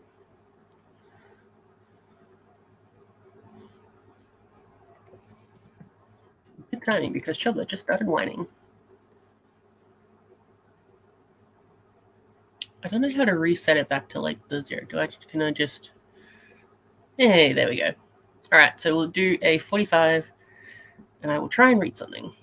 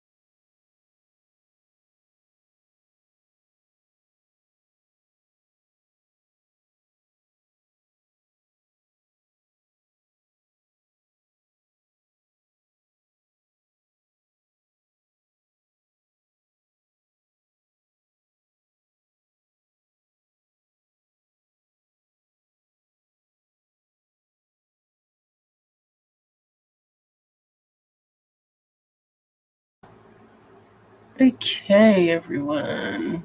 That sprint was over. Can you guys hear the like bell ringing that it's supposed to do? Because I can't. And I don't know why. Should be coming through. I'm very confused. Anyways, how did everyone go with their reading? Guess what, guys? I actually read something. So, let's show the one with the cover. So, I've been reading Different for Boys by Patrick Ness, and it's very interesting. So, the one I'm actually reading is it with the cover off. I really love this. It's just like school desks, and like it's fitting because they're all teenagers in high school. So I got up to page 48, which is what I'm supposed to get to for this potential readathon, and it's only, yeah, this like is just 100 pages, so it's going to be super cool to read. So yeah, I really like the way this is set out.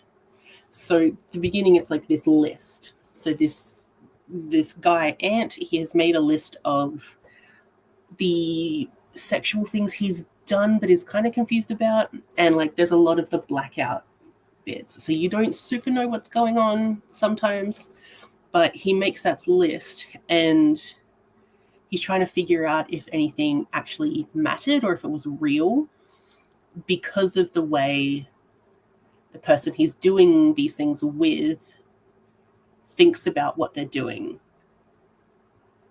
It's that whole, oh, we'll fool around, but it doesn't count because of reasons.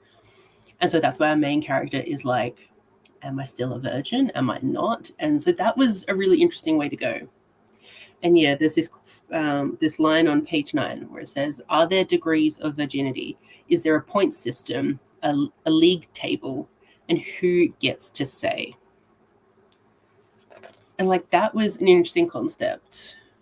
And it, like, especially for teenagers going through this, that was really interesting. And also all of the blackout bits, it's so funny because one of the side characters swears, and then that swear is what's blacked out, and he's like, what the hell just happened? Why is there a black box there?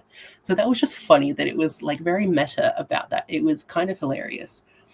And then when Ant, our main character, says, oh, what does he say? He says, it's that kind of story. Certain words are necessary because this is real life, but you can't actually show them because we're too young to read about the stuff we actually do, yeah?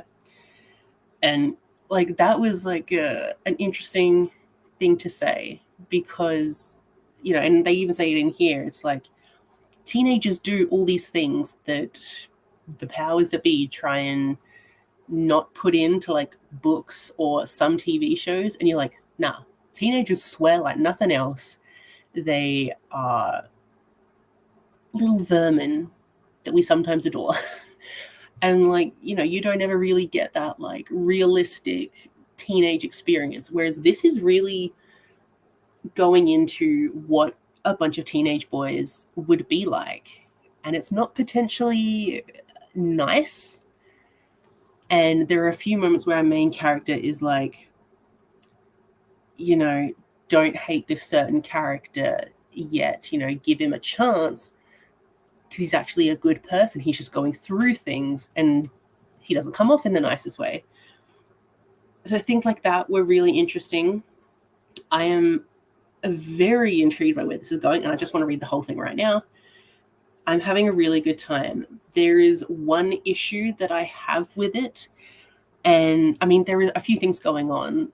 There is a lot of homophobia and internalized homophobia, and luckily certain words that homophobes will use are blacked out, so that is good. So that is like a thing to get through, but it's very understandable for these teenagers and how they're thinking about things. But yeah, the one real issue I have is there seems to be a bit of fat phobia here. And it's just like some of the characters are constantly talking about their size, like, oh, they grew so many inches because they're going through puberty. So, they grew so many inches, but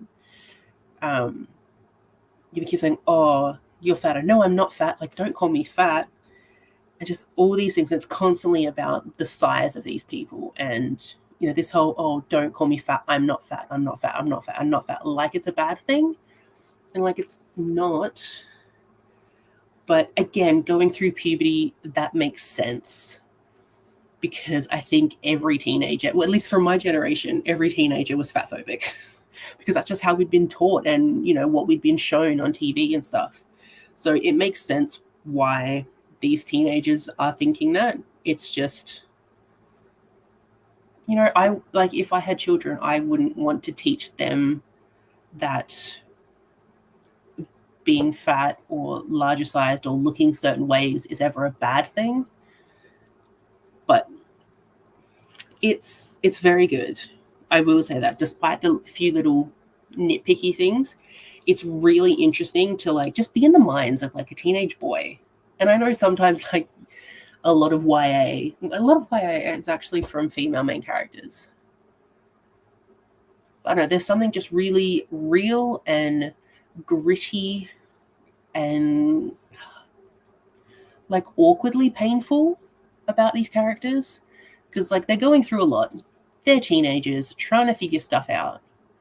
And it's rough, but real. And I really appreciate that. So I'm honestly having a great time. And like I know this is really short, but like it has an impact. It's very cool. I desperately just want to keep reading. And then, yeah, if you had been watching the screen, which I don't know why you would have been, but I was also taking a bunch of Instagram photos of this book because I need to post some. Which, like, I'm never particularly good at Instagram, but, you know, I'll get there. Okay. Hello, Tracy. Weren't you just reading another book earlier today? So impressed by how quickly you read. New Zealand author, that's cool. I do definitely try and pick up more like Australian and New Zealand authors. I don't always get to them though, but I do sometimes, and they're quite good.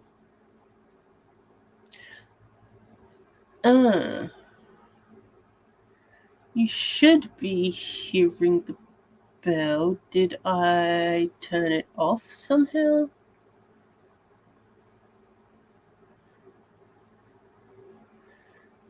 Well, it should be there, so why didn't that come through?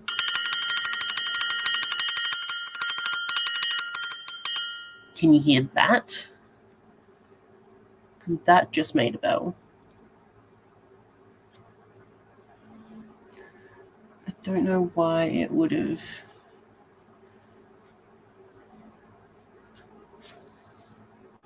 I'm very confused. Because last time I did the sprint, you were able to hear the bell. Which is 3% very good. What about audiobook and head snugs with Livy? It's always the best. That's awesome. Right? And then anytime I'm around my nieces who are 13 and 16, I am swearing so much again. It's really interesting though how like your vocabulary changes sometimes depending on who you're with. But yeah, swearing was like such a natural thing of being a teenager, being a human. And yeah, books in particular, books and movies, they always try to censor that. And I'm like, no, just let people swear. It's not the worst thing in the world. My aunt would say differently, but that's a whole different thing. Right? And then they always cast the 30-year-olds. Gosh. It's always, very interesting. Yeah, teenagers are always not teenagers in any sense of the word in TV shows. That's why things like Heartstopper is really good because like they're actual teenagers. I mean, there's no swearing, but they look like teenagers. They know how to actually act like teenagers. And yeah, that's really good. Good job. That's awesome. Are you going to read anything else? Are you going to read any more T. Kingfisher in the future? Hi, Liv. Ooh, what movie did you see? Everyone's seeing movies lately. I need to go back to the movies, but they're so expensive. Hello. It is a very good book. It is Different for Boys by Patrick Ness. It has recently-ish come out. But yeah, it's very, very good. I highly recommend people go watch it. Watch it, read it. My brain. Please give me your ability to read books quickly. I struggle so much. Oh, okay. So did I somehow just like not turn it on? Because I just kept putting up the volume on my laptop and be like, surely it's going. Okay, I'm so sorry that the bell hasn't been going. Okay. Okay, bit too loud then. I'm so sorry. So true. Do you want to reread it together? I really want to reread that now. I actually do. Ever since I read it, I've been wanting to reread it. I read that in a single day. Like physically, that's not something that happens with me ever. But yeah, Boy from the Mish, fantastic book. If you haven't read it, I'm sure everyone here has read it, but if you haven't read it, go read it. It's so good. That's cool. Do they do a lot of different genres? Or is it just like fantasy? Well, no, they do some horror because of What Moves the Dead. I don't know. You get gift cards? That's cool. Is that like through your job or something? Or was it like a Christmas present or birthday or any of those? Oh, I didn't mean that one. I meant this one. I mean, same. I'm basically stuck in my room staring at my dog. So, yeah, I definitely need to. I don't need to read more, but like I want to read. And for my month we in April, for my April TBR, I was like, okay, cool. We're gonna like try and mood read a bit, but still have the TBR. So I've got all the books like I know I want to read. I have so much manga. I know I want to read them. For the books that I put on, I want to read them. And I'm still just like, nah. Which is upsetty. But yes. Ooh. Oh, hey. That is what Meredith is saying. I don't know if I'd like it. I think mainly because isn't Chris Pine in it? And like I used to love him back in the day. Like, was it Princess Diaries 2? It was good. But then I watched Wonder Woman. And I know he's just the actor in that movie, but I was like, eh? I don't know. So, and like now he's just in everything. And when that happens with actors, I get a little over it. But again, that's a very me thing. Same as you. Isn't it so good? Oh, fantastic. Right, I have the audio on BorrowBox, maybe. I think it was BorrowBox, and I was like, yeah, I want to listen to the audio because I didn't do that the first time. But definitely, when you want to do a reread, let me know, and I will read too.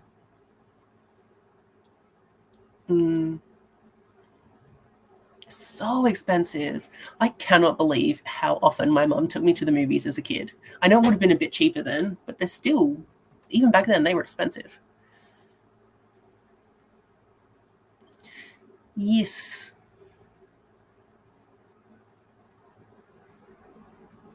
You say earlier you got a wheelchair, or is it just the one that you have when you're waiting for yours? Yes, still glad you are doing very well.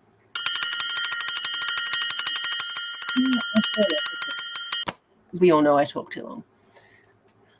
I did see that, and like I haven't watched Bridgerton, but yeah, I saw he was in it, and I was like, eh. Okay, I mean, like, good for him. But I guess I'm just not like a D&D person. I've never really gotten into it. I don't really know anything about it. And just looking at the trailer, like, for some reason, it just looks silly. I don't know why, but that's what I was getting from it. Just like from my point of view, what I like in movies, which I don't even know what I like in movies anymore. Basically horror. Yeah, that's good. Is there going to be a sequel? Do you think there'd be a sequel? Are they just like going on a quest type thing? I don't know why that would help me understand it. I still know nothing about D&D. Yes, we are all rooting for Tracy. Yeah. Okay, cool.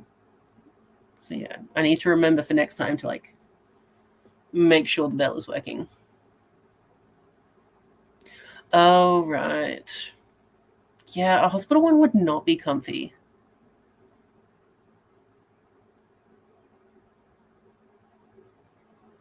Okay, everything on my screen just like went white for a second there.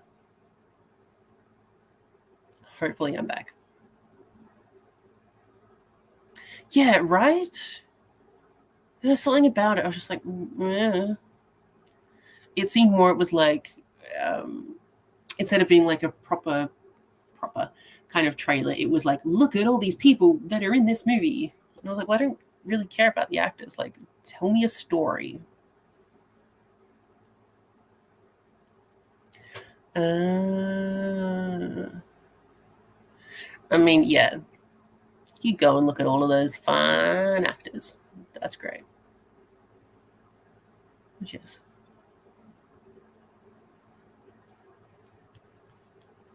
Okay.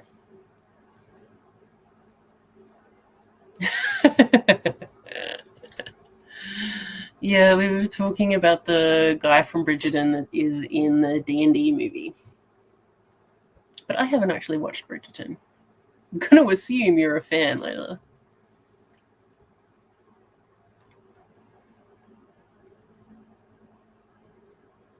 Oh, okay. I didn't know that there were like certain storylines you could play. I thought you just always had to make it up every time, which is why I get very confused. Yeah, that's very cool. I was going to say something else, and I forgot.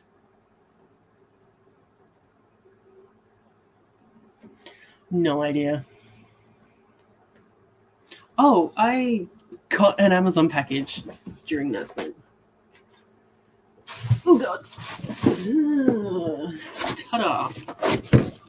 And like I know what's in it. I bought it all. But let's open. Why did I get the tiny scissors?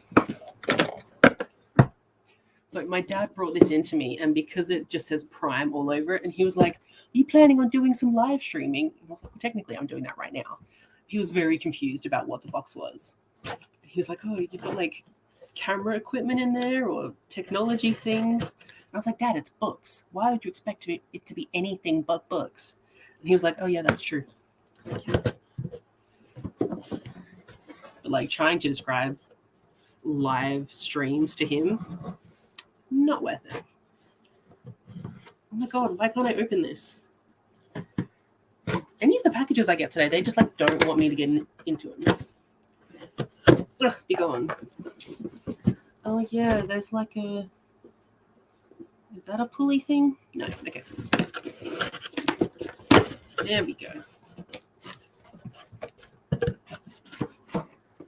Oh, okay. Move all the crap on the bed. So I got Death Note Volume 3 of the Black Edition because I'm about to read Volume 2 this month. And then I have Volume 4 on the way. I bought Volume 4 before I bought Volume 3 because Volume 4 was on sale for like $13. I was like, yeah, I'll buy that. But yes, very pretty. Oh, I'm running out of room on my bed to throw all my crap. And then Soul Eater Volume 6 of the Perfect Edition, which I love this series so much.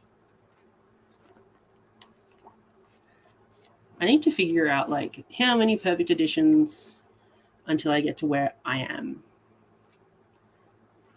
I've still got a ways to go. Yes, love these. And I love these two characters because they're sisters and they turn into guns and they are the weapons for Kid. And they just have this really sweet relationship, all three of them. They're great. I'm just going to try and promote Soul Eater whenever I possibly can. Oh, yeah. And then I bought Stray Dogs, which is a horror comic. And I shouldn't like this because you know how serial killers take trophies?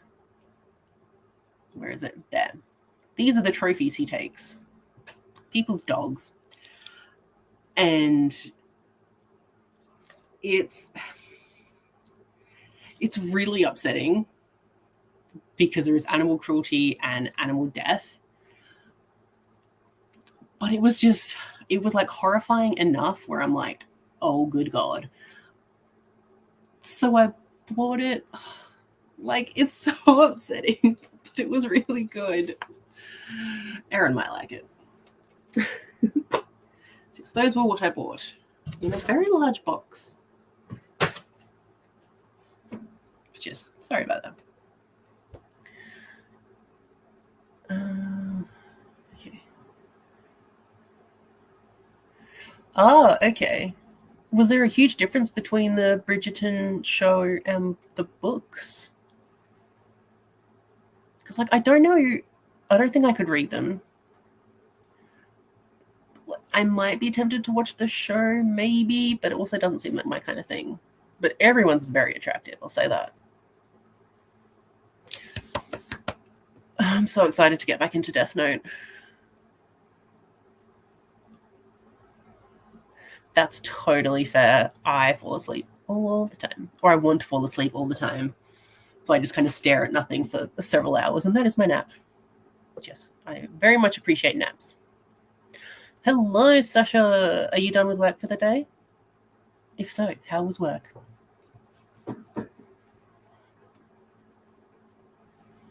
I love our little community. Y'all so cute. Yes, talking about the movie. Because everyone's going to see it. Where can I see Sasha's makeup? I haven't been on Instagram all day. Well, apart from this morning. Show me the pretty person. Yes, Sasha. Hell yes. You look amazing. You would definitely like that bad bitch. It's awesome.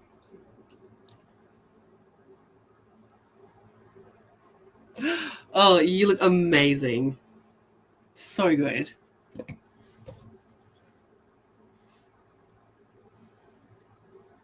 Yeah, I know. I didn't think I would ever be able to. And like the Knife of Never Letting Go by Patrick Ness, one of the reasons I didn't give it like 5 stars, I don't even know if I gave it 4 stars, but one of the reasons was because there was an animal death. And then here I am really enjoying a comic that's all about animal death. I can't describe why I like Stray Dogs. I really can't.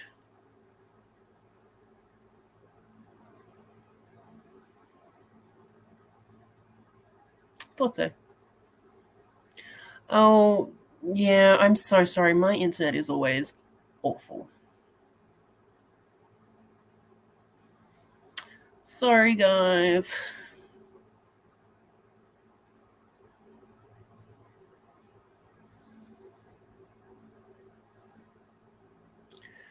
I'm sorry.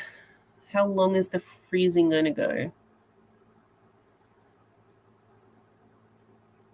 Okay, we back? Okay. So sorry. I probably wasn't saying anything particularly important anyways.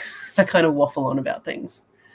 But yeah, my internet is never particularly stable. So I'm very sorry for the freezing. Yeah, so it'll be both of our Wi-Fi's are just like given up for the day. Looks so good. So awesome.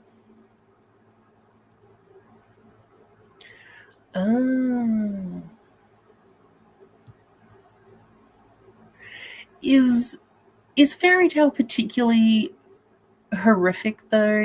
Wasn't it like him trying to write fantasy?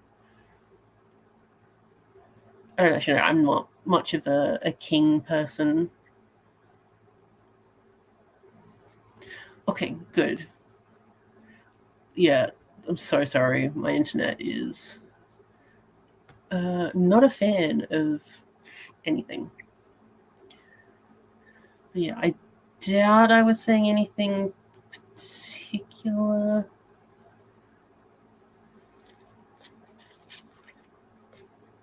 Yeah, I don't think I was saying anything particularly interesting. So hopefully you didn't miss anything.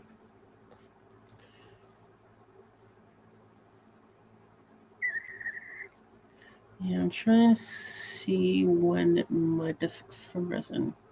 Oh well. Like I said, nothing important.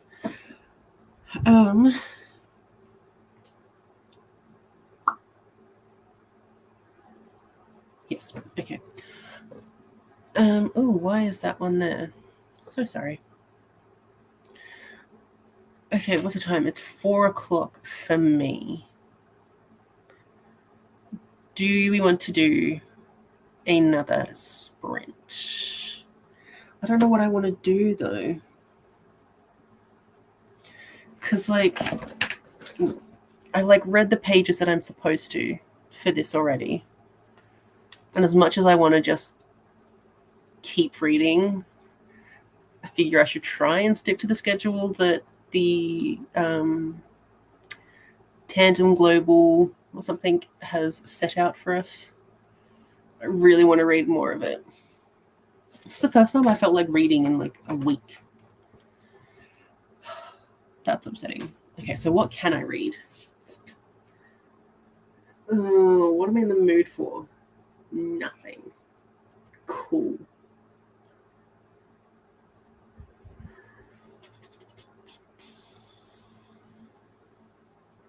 Can I show you how large my TBR card is right now? Like that whole first stack, there's all them there. There's some shoved in behind there. And then all of these.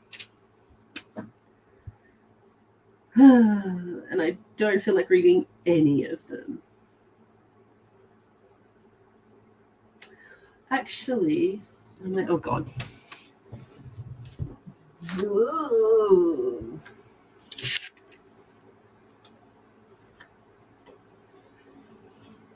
I might try and read I Hear the Sunspot.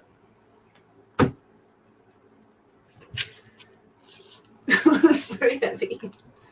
Ooh, oh no. Oh yeah. I thought that was going to happen one day. Because I put Tony on there.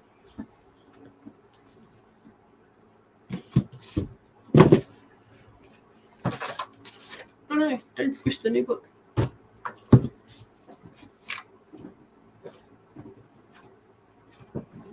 Okay. Whoopsie doopsies. Now I'm paranoid that that's just going to keep falling.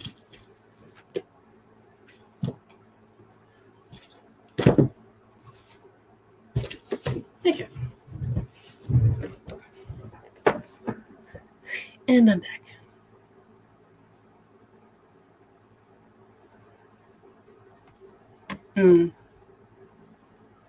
That is for the fairy tale, I believe. Yeah, I'm fine to keep going. I say as I start to like zone out. Shall do. Shall do. Yes, yes. Yeah, I'm very much up for it, but it was like, well, what do I do? Yeah, do you see them fall? I knew it was going to happen. Like one day. I was hoping it wouldn't be while I was live, but you know, them's the breaks.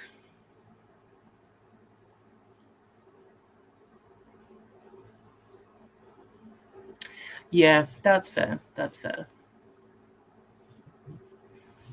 Yeah. I think the thing that keeps me not wanting to read The Duke and I is the like sexual assault stuff. But yeah. Yeah, I really want to read some Stephen King to see like if his horror is actually good.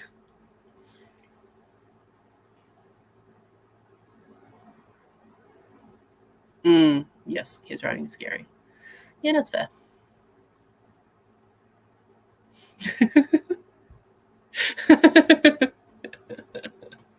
Just like the virtual help. If your hands came out of my laptop, I'd be freaking out.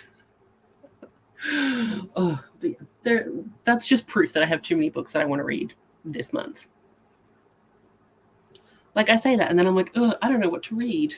It's like when like you walk into your wardrobe, and you're like, I have all these books, but I don't. Well, I have all these clothes, but I don't want to put them on. And I have all these books, and I don't want to read any of them. Oh, but hey, I hear Sunspot was my Daniel Jackson card. So I should read it. Okay, yeah, I'm going to read I Hear the Sunspot. It'd be cool because I'll get something off my TBR. It was very much like that. And it was like when I tried to stop it, then it was like, nah, 4 more fell down.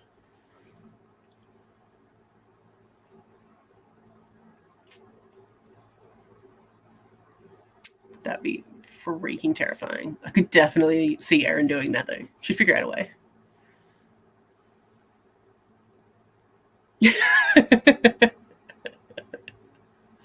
I mean, I'd be down for that. Love a good haunting. Yeah, I've heard that he just kind of does the like weird plot twist things that don't always make sense.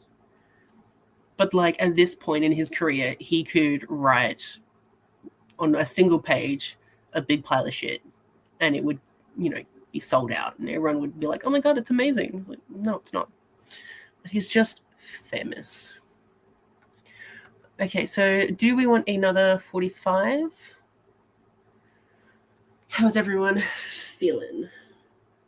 I should probably also clean my bed at some point. I just keep putting things on it.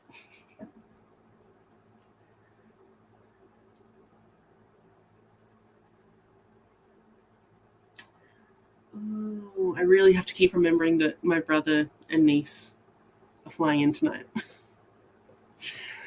Oopsies.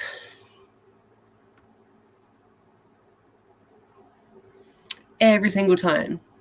It's like, what is the point? The only reason he ever wins those is because he's a more widely presented author. So people just pick it up because they're like, oh, it's Stephen King. I'll pick that up. But they don't know about like the rest of the authors. And so they don't get as much hype, which is so unfortunate. Like, there are much better things than Stephen King, even though I haven't read any of his. But, you know, everyone deserves a chance. And Stephen King just kind of takes that away. Yes, go Sasha. That's awesome. I'm looking forward to it. Your one that you just posted is on my like. So every morning when I eat breakfast, I have to load up like 5 or 6 videos that have been posted while I was asleep. And I slowly get through them throughout the day. Yours was one of them, but I'm sprinting. So I had to take them all off so that my internet would work a little bit better. But I'm very much looking forward to your videos. Always am. Cool. So 45? Yeah, very true. It's not fun. Oh, God. Now that would be a horror book.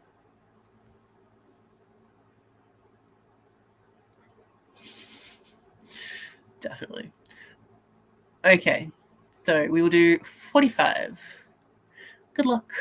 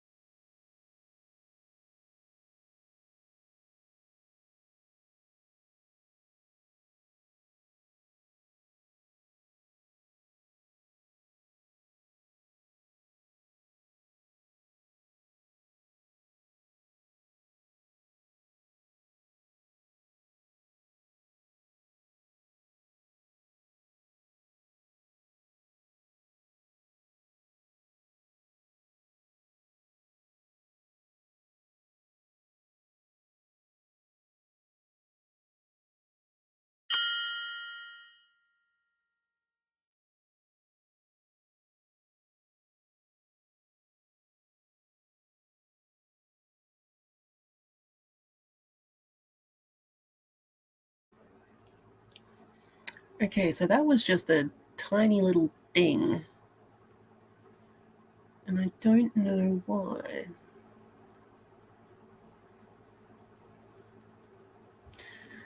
I don't know. One of these days I'll get this figured out. We're going to go with that one because we all know I talk a lot.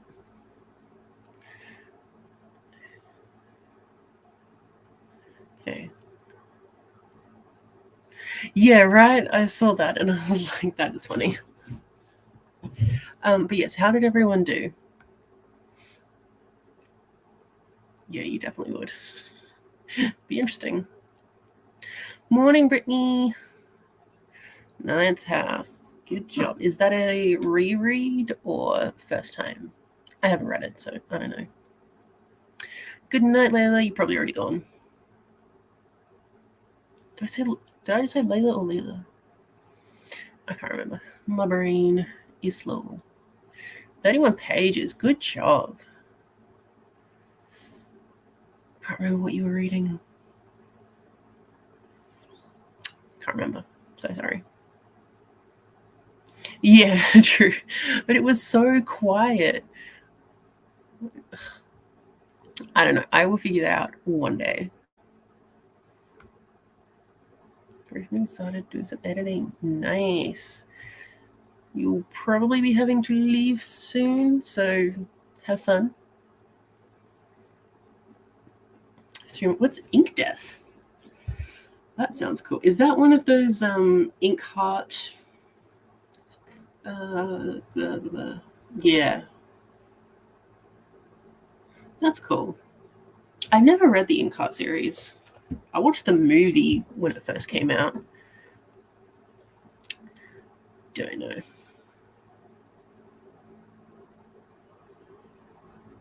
Ice Planet Barbarian. So good.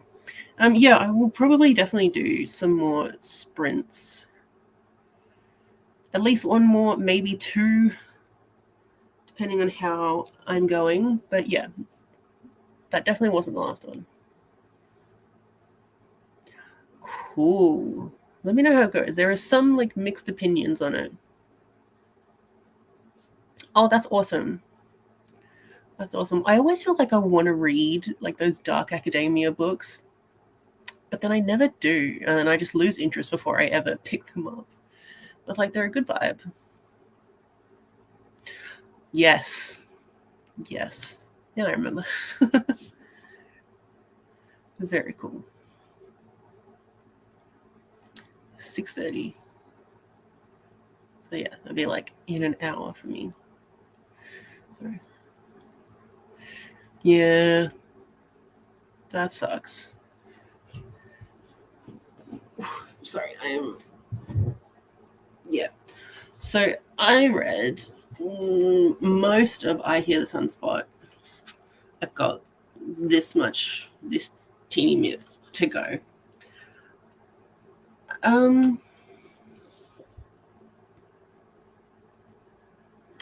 say I'm not loving it as much as I thought I would. Like I thought this just be an instant 5-star. It might, like the ending, I don't know. It might end up being a 5-star, but I don't know. Something about it is just like not connecting, or like not. I'm not getting the vibes or the feels. Like I get a little bit of feels the longer the story goes on, but I don't know. I really expected this to be like an instant hit, and it's just not hitting. So yeah, like I do kind of like it, and like it's getting better the longer I read it because you know you're getting more of the characters interacting, and I like that. But I don't know, the first part of it, like when they were introducing each other and kind of getting to know each other, I was like, okay, whatever. And then they finally started like hanging out more, and then that got more interesting, and I was more invested in it. So hopefully in that end bit, it'll really like capture me. Because if I stopped at this point, like if this point in the manga was the end, I don't think I'd pick up the next volume. And I want to. Kind of. But yeah, I will see how that goes. That's so cute.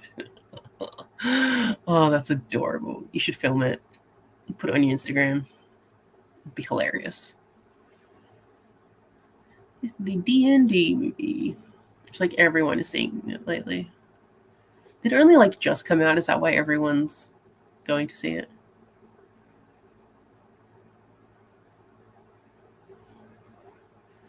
Like it's good. Like it is good. It's just not hitting for me. And it might also be because I was so hyped to read this because it's got such good reviews. Everyone loves it. So I thought it would be like the best thing ever. And it's just okay-ish right now. And I'm sad about that.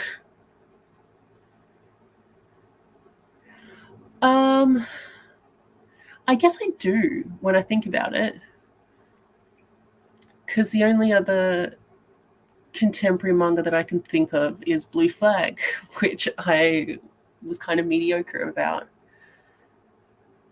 Is that all the contemporary? Yeah. Yeah, it is. Huh. Interesting. Oh, there is a man and his cat. That is contemporary. And that I flipping love. So there's that. But yeah, all the other manga that I really like is fantasy, paranormal-ish, those vibes. Which, yeah, I never really thought about before. That's really interesting. Like reevaluating who I am as a reader now. Oh my god. Oh, I'm having a day. Hello, Paige. Sorry. I recently put up fairy lights on my ceiling. I don't know if you could really see. Yeah, all those strings up there. Those are my fairy lights. I did that the other day. And one of them just fell down. It was like the very first hook that I put in, that just fell down. And then it took down some of the things that I have above my bed. I was like freaking out for a second there. Oh.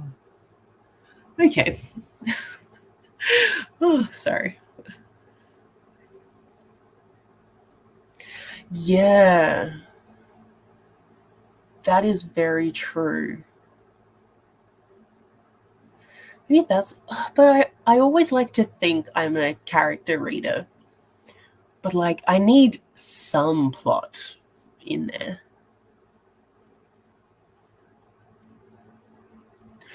I read the first volume. That was the like first ever manga that I actually read.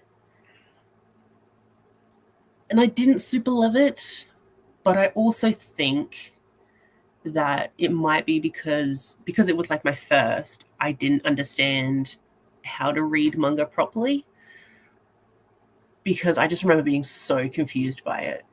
So I might have to reread that. Maybe. But yeah. Yeah, I haven't found a contemporary that's like super amazing besides A Man and His Cat, which is really good. Yeah, see, everyone loves it, and I'm like, I didn't.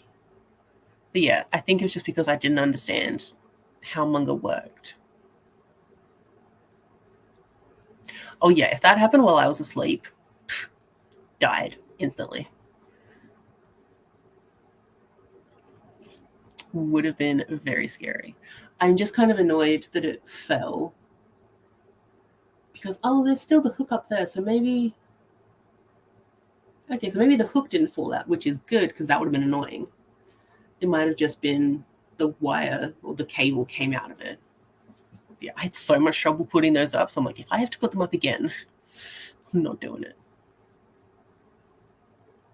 Yeah, very true. Yeah. Yeah. Yeah. Yeah.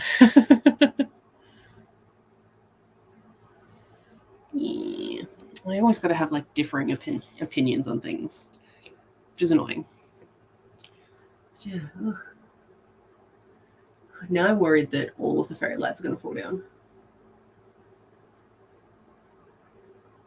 I'm just annoyed that that one fell because for my first year of university, we had to do this this assignment where you had to like recreate an artifact, like trying to use the products that would have been used when it was made.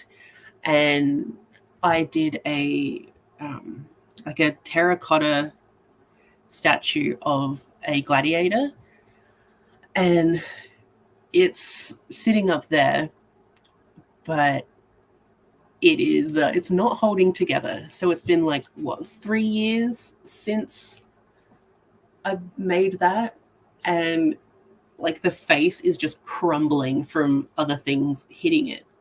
And if I move it, then it's like all these little red specks everywhere. And so the fairy lights just fell on this gladiator's face. So I'm kind of worried to see what his face looks like now. I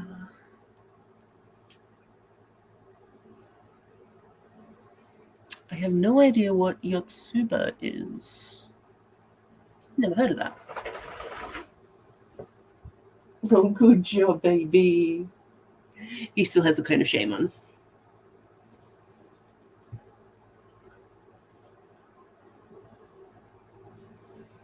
Cool. Okay, Yotsuba? Yotsuba.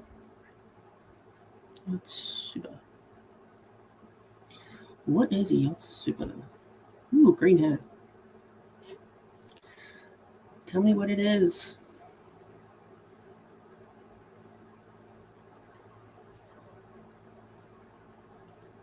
Oh, okay, so my Goodreads just died. Cool.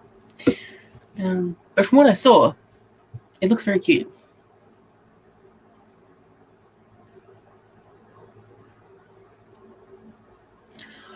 I almost bought Way of the House Husband recently,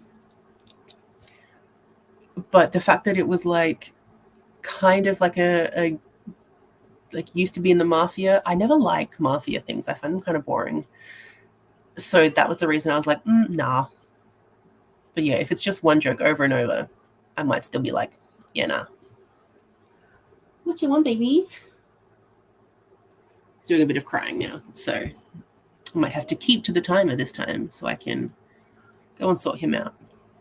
Yeah, I worked so hard on that thing, and I got such good grades, and now it's disintegrating, which shows like how masterful the people of that time were. Because we're still finding artifacts of these statues of gladiators, and like mine's lasted 3 years. Yeah. What is the time? It's not time for dinner yet. You might want to go outside.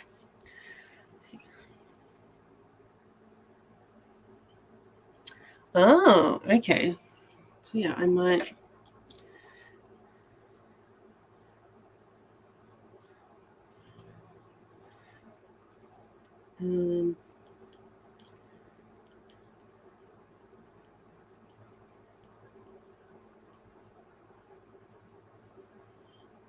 Sorry, I was just making a note of that. So yeah, I might pick that one up. Okay. He's very cute. Okay, I think we'll do another. We'll just do a half hour, and then I might do a 45 after that, so that I can eat my dinner. So we'll do a. No, yes, you can stop that for the 30 seconds.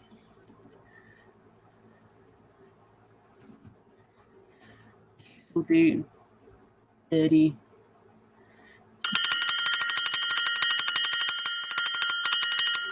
Okay, that better actually work.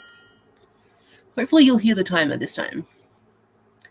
But yes, 30 minutes. And I'll be back later.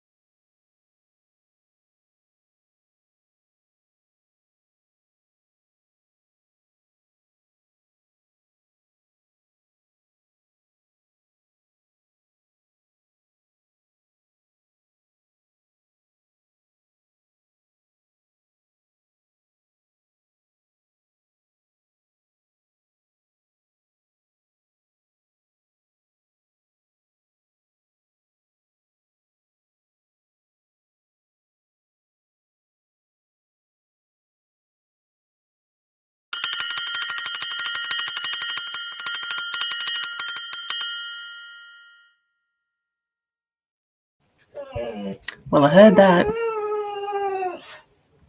Can you hear Chopper?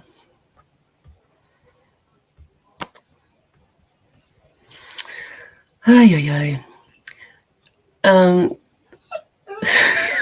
Every time I open my mouth. Where are you? Hi. Hello.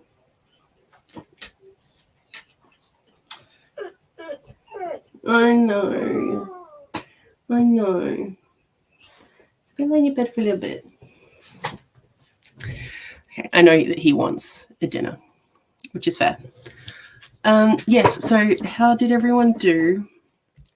Let me know. Ooh, cool. He's so hungry. He's finally finishing that pig ear that he got like 2 days ago. So during that sprint, I didn't do too much.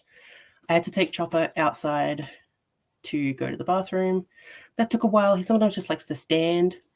And then I tried to find another like adhesive thing that I could put on the hook that for the fairy lights where they fell down, because I remembered that when I put these up the first time, that particular hook was the hardest to put the cable through because I put it too close to the edge of my ceiling, so it was so hard. So I just ripped the hook off and then took that sticky off because it was covered in paint now. And it took me a really long time to find another adhesive strip because the ones in my house are really, really old, so some of them just lost all their stick. But I finally got that up, so I will put up my lights later. Yes, I did all of that. And then I just finished I Hear the Sunspot, Volume 1. And damn it, I did really enjoy it. So basically, like, the first half I didn't care about. The last half got me hooked.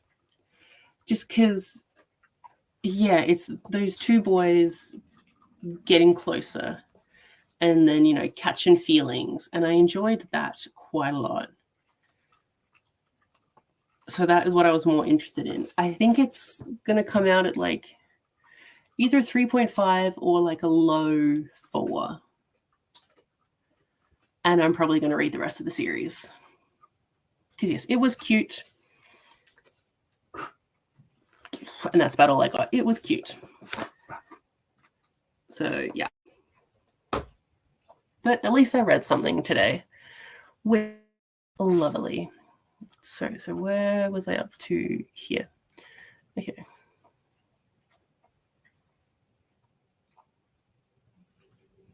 Yeah, see, I could understand enjoying that for like 1 volume. But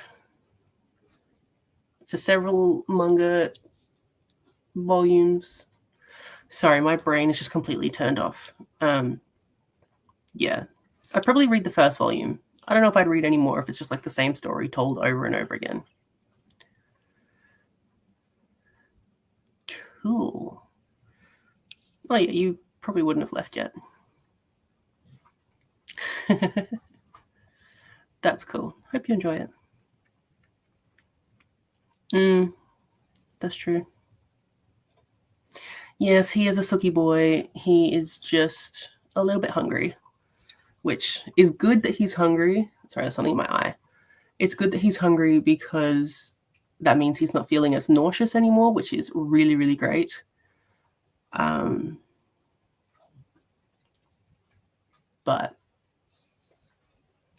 annoying because I am doing this and we're not doing the next sprint just yet. But he's content for now. He just likes everyone to know that he's upset. 26 pages. Good job. You still enjoying it? Yeah, he's a little baby sometimes. Okay, I took the cone of shame off because he was just crying outside my door and he had it on. He's had it on since I put it on him earlier. And he was just whining outside, so I took that off and then he was able to like walk inside because the entrance to my room is a bit small because I just have so much crap in here. So yeah, I just took that off so he would come in here. Are you licking right now? Hey! Kind of shame for you. Oh, no shame. Give me your head. Kind of shame.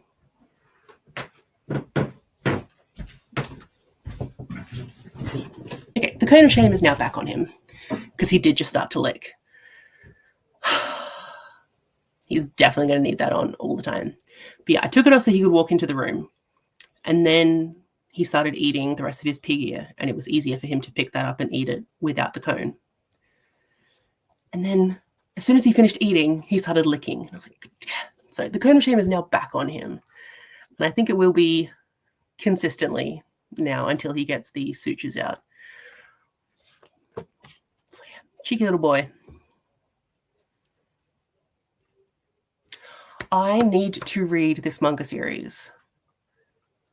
I desperately need to read it because it just, everyone says like it's so like, yeah, dark and like creepy and like a good like horror thing. I was like, I need to read this.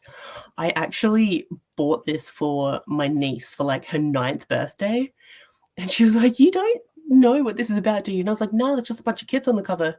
She's like, okay, I shouldn't have read it. And I was like, oh, whoops. Hopefully I didn't traumatize her too much. Awesome. Good job. It's always so good when you have like a short video and you just don't have to put much effort into it. I rarely have short videos. If you haven't noticed, I babble a lot. But yes, I did enjoy I Hear the Sunspot. Just that first part, I was like not connecting. But yeah, it got me in the end. Good job for tidying. Unfortunate that you are now feeling sicker than you were. I'm very sorry about that. Hope you have something that can help it settle down. Really is. We are all here for Aaron. Yeah, such a little shit. It's just like I take it off for a few moments and he immediately goes licking. Cone of shame will remain.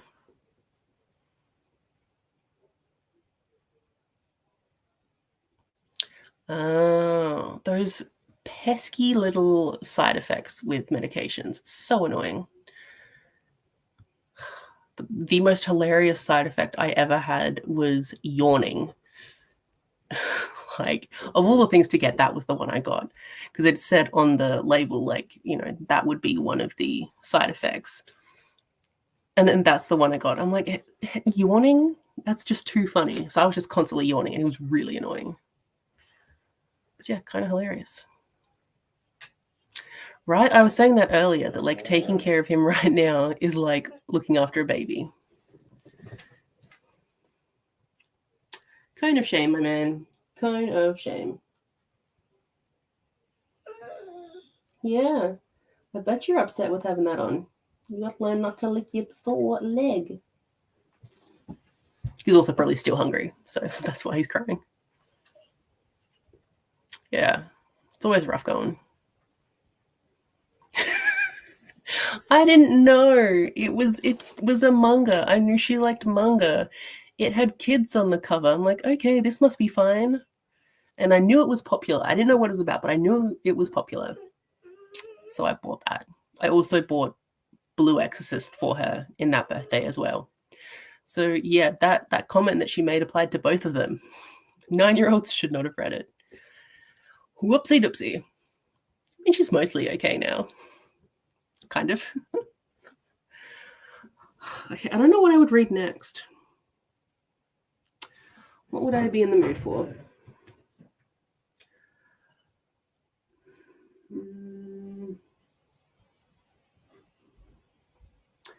I still don't know.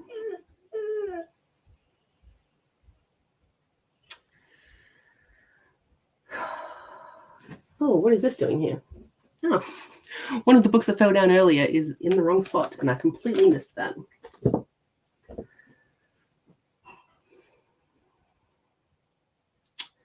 I don't know if I want more manga. He's such a whiny baby. Oh, okay, yes. Goodbye, Meredith. I hope you enjoy the movie. Or at least I hope Liam enjoys it.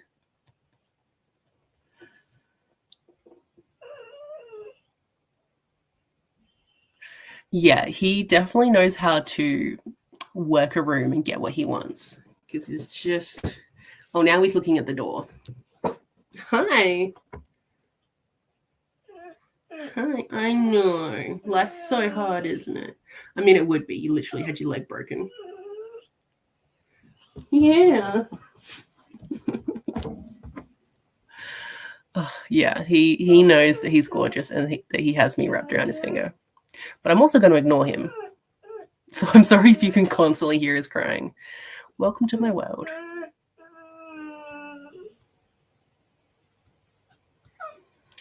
Ooh, that is tricky. That was the thing, like with my chronic illnesses, and same with my mother, we were like, all of our symptoms are COVID symptoms, but we've had them long before COVID. It was really hard to like actually figure out when you had COVID. But yeah, that's unfortunate. I'm really sorry you're feeling like that. Weirdly hope that it's COVID, because at least it could potentially be a shorter experience. Yes. Good luck with the movie. Sending all the healing vibes to Aaron. Yeah, he's like, guys, save me. This person isn't doing anything.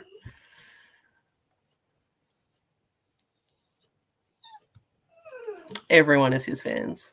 Every time I go to the vet, they're like, oh, he's so gorgeous. All the nurses love him. I'm like, yeah, he plays it up.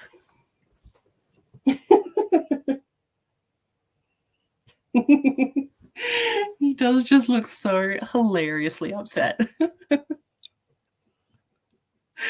I have a great time at his expense. But just like for the record, he's okay. He's not crying because he's in pain. He's crying because he wants food. But then after the food, then he gets pain medication. He's also probably crying because of the cone of shame. Gotta stop licking. He looks so funny. Oh, my poor man. I mean, he is kind of irresistible, but he plays it up so much. Okay, well, I know in the next sprint I'm going to make and eat dinner. So that might take all of my time. And feeding him also takes a long time because when he gets food, I have to stand right behind him. But I can't look at him, otherwise he won't eat. So sometimes if I've forgotten my phone, I have to just stand behind him with my hands like this, pretending like I'm holding my phone. I don't hold my phone with two hands, but if I do the two hands, then it makes it seem like I have my phone. But yeah, I have to do that, pretend I'm looking at my phone while he eats. If I ever like stop pretending to read my phone or actually reading my phone, then he stops eating and looks at me and just like stops eating. Like, so every time I have to do that. He's a very precious dog. I don't know what I did to make him so precious, but he is. So yeah, that will take some time. Yeah, that is very much what he is crying about. He will get that soon.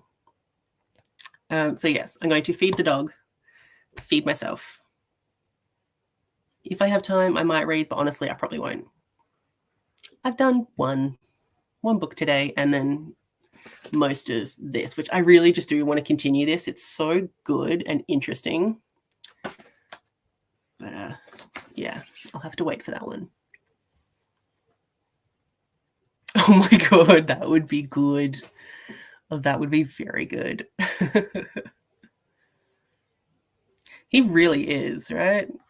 And like when the vets were saying when he had to stay overnight, they're like, oh, he's not eating much. And I'm like, well, let me tell you about my routine. Gotta stand and not watch. And they're like, yeah, no, he can just be fine. Like, he has been fine. They didn't starve him or anything, but which is funny. Okay, we're going on to the next sprint. Oh, actually, no, I need to check. I wasn't ready. Okay, we'll do a 45. I'll probably do like at least another sprint or other. Wait, stop. I'm still talking. I know I talk a lot. I'm so sorry. But yes, we will go for 45-minute sprint. It will probably not be the last one. I'll probably do, I don't know. Honestly, like, I'm still pretty fine. I'll probably just keep going. In the back of my mind, I have this little like challenge with myself to go longer than I did last Tuesday. And I went for 9.5 hours last Tuesday. So, and we're only at 7. So we still got like 2.5 hours to go. So there'll be plenty more sprints. But yes, I'm going to eat. If you haven't eaten tonight or this morning, wherever the time is for you, go eat. Nourish your body. But yeah, 45, and then we'll come back.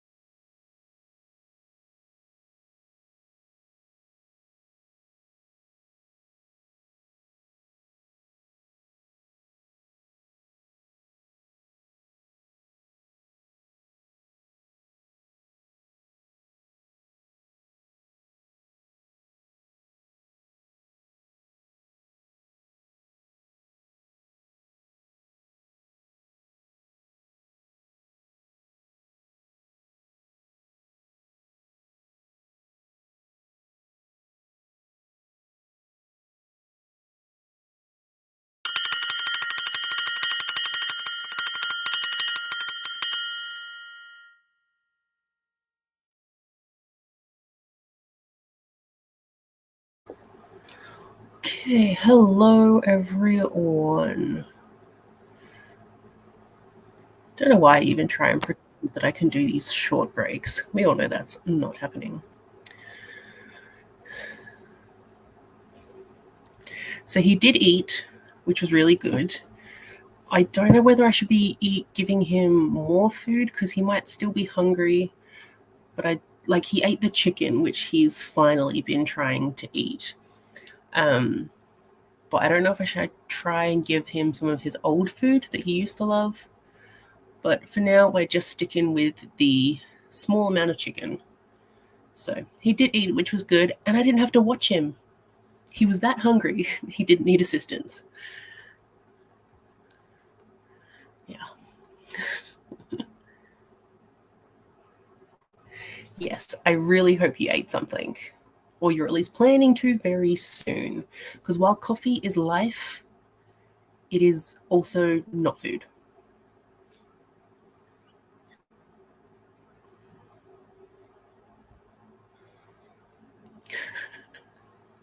You need it to survive, that's all good. But food is also beneficial. 36 pages and you ate. Good job. 36 pages and eating. That's very impressive. I can't read and eat at the same time. My brain is like, I can't compute. 76? Oh my God. That's very cool. Very, very, very impressive. Good job. Yeah, that is true. I should do that. He even started to eat some of his dry food, which he hasn't done all week. So I was pretty happy with that little bit. And I have also just given him his first dose of antibiotics, which those pills are huge. If I had to eat them, I couldn't do it, honestly. I'm really bad at taking pills. But yeah, so I just gave him his first antibiotic dose. So I don't know if that's going to make him like feel nauseous or anything, but we'll see. So far, he's okay. He does have the cone of shame on him once again. Because at the end of the sprint, I like jumped up because I thought he was licking. And he jerked and like flinched when I came past. I think I scared him. And he was looking at me like, I'm trying to be innocent, but the position he was sitting in, I was like, I know you were just licking. So the cone of shame is back on. It is. The other day, I didn't have coffee because if I have cereal in the morning, which I don't often have, but if I do, I can't have a coffee with it because that's just too much liquid and I feel really nauseous. So the other day, I had to have my cereal because it needed to be eaten. I didn't have a coffee, and oh my God, that day was rough. Coffee is good. Very true. Very true. Is it good though? Are you enjoying it? Have you read it before? Or is this a first time read?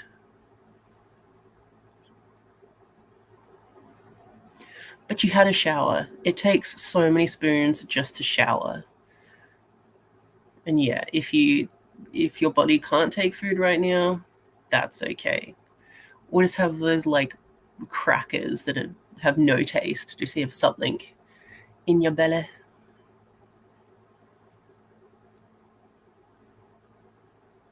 Yeah. Like little ones, I'm like, cool, can do it. Big ones, I like immediately start gagging. I'm like, I can't do it. So I always have to take my pills with food and like really pretend it's not in my mouth.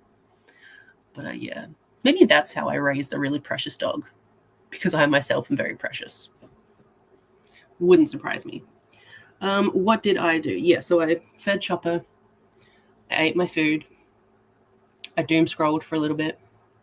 And then I was kind of trying to slowly organize things around me.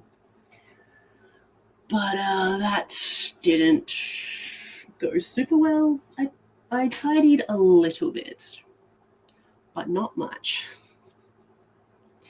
And yeah, I still don't even know what I want to keep reading. I don't even have options.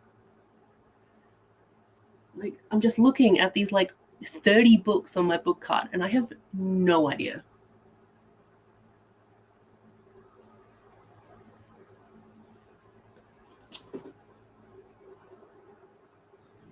You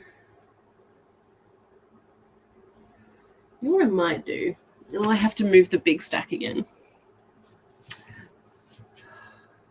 Yeah. Oh my gosh. Successful.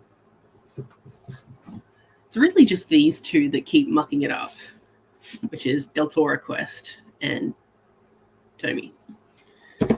Just such chunkers. I think I might try and read in the next sprint Helena by Claire L. Smith, because this is the one that I randomly picked up at my library when I last went, and I just picked it up, no real reason. And then when I was filming my TBR gate and I had to do the Aurelium, where you like match your book to your outfit, and like I really wish I had realized that that was one of the prompts before I got dressed that day, because it was really hard to find. And then this was there, and I was like,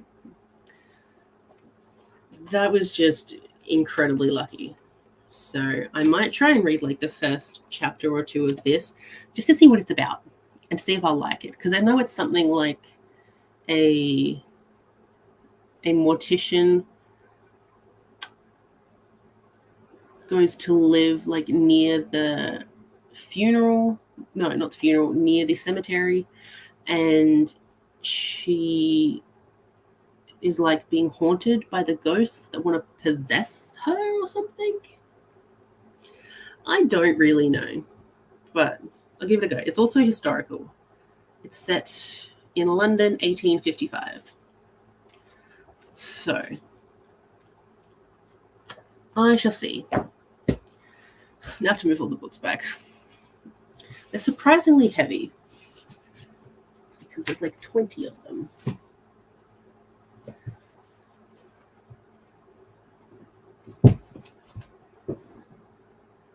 None of them fell.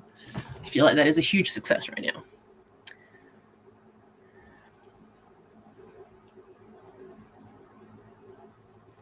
That's cool. Okay. So it's good that you're enjoying it. I find that with manga is that like the first volume is usually not that great. Like the first volume of Black Butler made me not want to pick up anymore.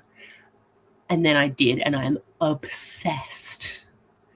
And then the first volume of Soul Eater, I was like, this is kind of gross, because it had all the like the pervy moments that a lot of manga does.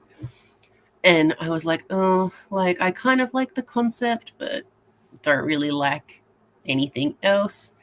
And then I kept reading, and it's one of my favorites of all time.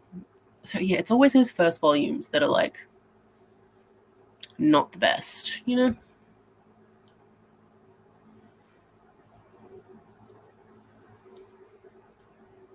Yeah, it's always that thing when like, you know, you don't have spoons or you're sick or whatever, and you just don't have the energy to have a shower. But then when you do, ooh, it's so good. I really didn't want to get out of my shower this morning. It was really good. Ooh, ooh, choose the pills? Oh, then you get the taste. Ooh, your mum is a brave woman. All the kudos to her. Yeah, I could not. Forbidden candy. Ooh, where'd you go? Yeah, you should use it. It's very funny.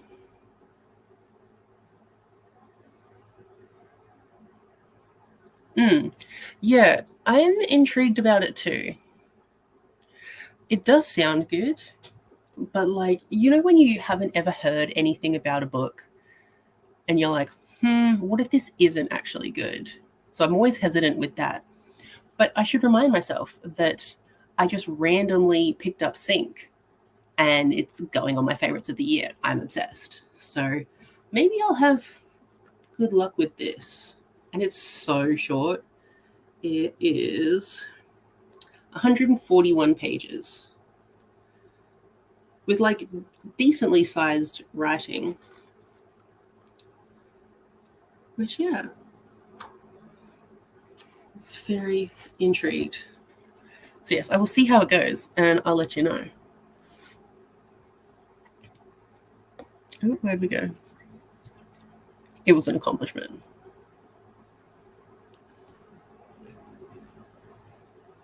Yeah, it always feels like that. Oh my gosh, I was thinking the other day, did you see that like there was another calling for Aurelium, and was it something about like a swamp person or something like that? And I was like, oh my god, that's Erin's calling. Because you're talking about that in one of the other sprints, and then this one I was like, it's perfect for you. It looked very fun. So yeah, go check it out. I can't remember what exactly it was called, but it's good vibes. Right? It's just like if someone hasn't talked about it, then it's suddenly not a good book. But like, to be fair, a lot of the books that booktubers do mention, I don't particularly like. Like Seven Husbands of Evelyn Hugo. Everyone loves that. I don't. And I do wonder about Evelyn Hugo, if the people that really love it, have they just not read many queer books and think that is like the best a queer relationship can do? Because I don't know about any of you, but I found that relationship really toxic. So that's why I was not a fan. But everyone else on BookTube was. Should definitely do that calling. It's awesome. I don't know where I saw it. Was it on G's Instagram? Might have been on the Instagram. I can't remember. Thank you so much for being here. It's much appreciated. And I won't say like have fun at your appointment, but like, does anyone ever have fun at their appointment? But good luck with your appointment. There.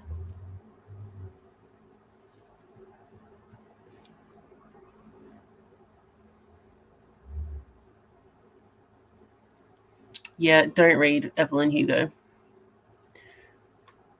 It's way overhyped, I think. And like, because I read that, I don't want to read any of Taylor Jenkins Reid's books. Like, none of them really interest me. The only reason I read Evelyn Hugo was because it was queer. I was like, this isn't necessarily the queer I want. I get that it's important, and it really is, but I have other queer books I would rather read. Yeah.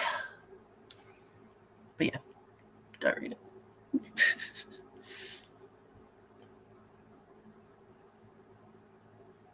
Yeah.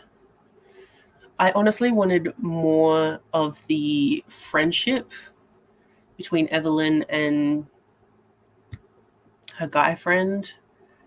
I can't remember what his name was. I wanted more of their relationship because that seemed way healthier than the romantic relationship she was in. But that could also just be me being ace. I always prefer reading about a friendship. But yeah, it was not good. And yeah, I don't really care for books like with celebrity characters or anything to do with fame. Like, I find it kind of boring. So that could have also been what it was.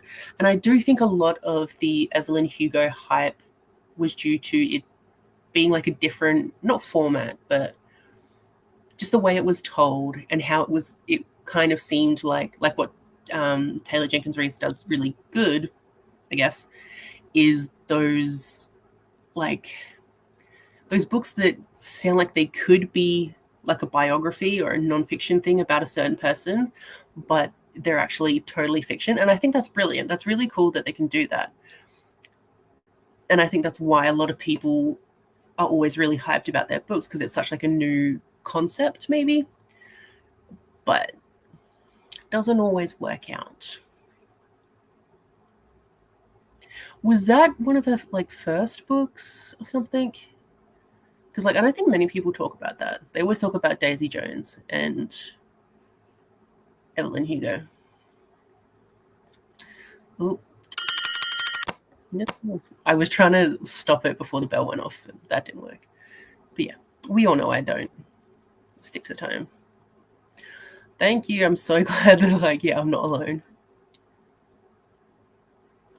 Yeah, see, with the twist, I saw it coming once, once like certain things were revealed, kind of. So, like, I saw it becoming before it was officially came out, and like, which I don't know how I feel about those plot twists where you can tell that it's coming, or you guess what it is. I don't know if that's good writing or bad writing, you know, because, like, if it comes out of nowhere, that's bad writing. But if you lead someone there too much, is that also bad writing? Because you didn't make it interesting? I don't know. But yeah, very toxic relationship.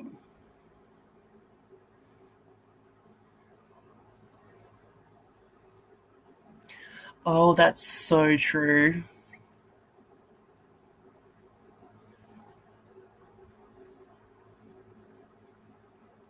Yeah. Yeah, it was definitely some scraps. That's for sure. And the way that, like, the, like, BIPOC element of that was just, like, erased. And I know Evelyn Hugo herself tried to erase that because, like, them's the times when it was awful. But yeah, a part of that was just, like, really not great. But yeah, definitely there are a lot of quotes from Evelyn Hugo that could be great. I also know, like, I'm really shitting on this book, and, like, I have a Evelyn and Celia candle, but I didn't buy this. It came in a book box, and I only keep it because it's so pretty. It's so pretty. It smells good too. It's just this floral candle. Like, no, tell me what the scents are. Yeah. Yeah, if people love it, I'm like, yeah, cool, awesome. But I don't.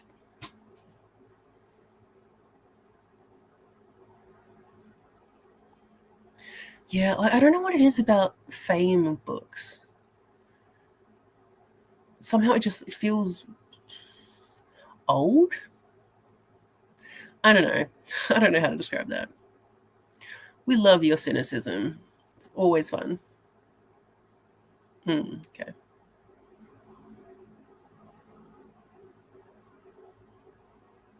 There's a TV show?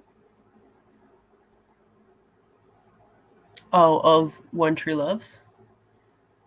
There's a TV show? But that's cool that there are Asian leads. That's very cool.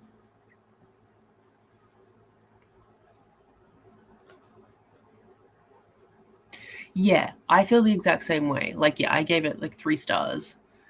I just didn't understand why everyone loved it so much. Like, it was the only book people were talking about for, I swear, like, a year. And I was just like, can we get a new book already? Each to their own. Whoa, that just jumped. So sorry. Hello, Daniel. Ooh, that's good. What have you been crafting? Also, what have you been reading? Yes, I'm sorry you have a cold. I hope it is just a mild one.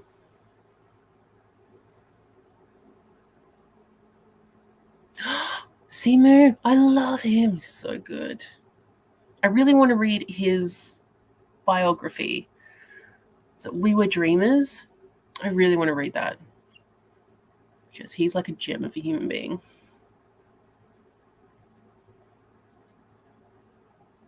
Is it a movie? It's a movie. That's cool. I didn't know that was a thing. I mean, I'm not going to read the book, but it's got Simu in it, so I might watch the movie. Okay, what did I say I was going to read? Helena. Okay. What's the time? It's 7 for me. We could do another 45. If everyone is still keen.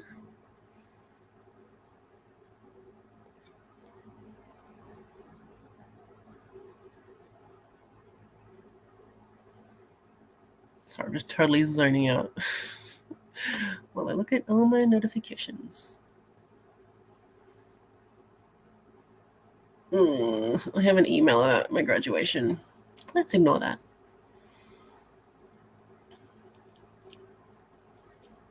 Is that not like another thing that Taylor Jenkins Reid does? Because like I can see that Evelyn Hugo was meant to be sad at like the ending. I'm pretty sure people would have been upset with Daisy Jones. I don't know. I think I'm just talking crap. That's cool. Is there a trailer out?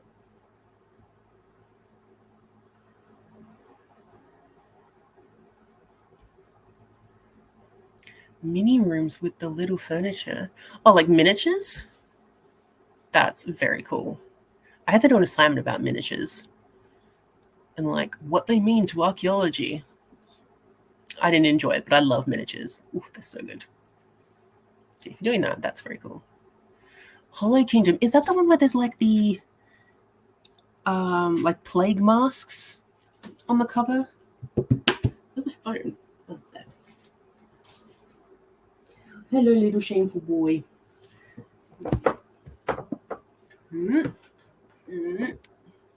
Here he is, the little shameful boy in his shameful cone. Because he licks too much. You just see him bang into that plastic bag. I shouldn't laugh at him, but it's kind of funny. What was I doing? Hollow Kingdom, yeah. I can't remember if that's one I wanted to read or I just like the cover. If it's what I'm thinking of. And if you just finished it, what did you think of it? Yes, that is. Okay, so it doesn't look like a plague mask, but it's a bird. It's a bird. Yeah, someone was reading this. And I can't remember who.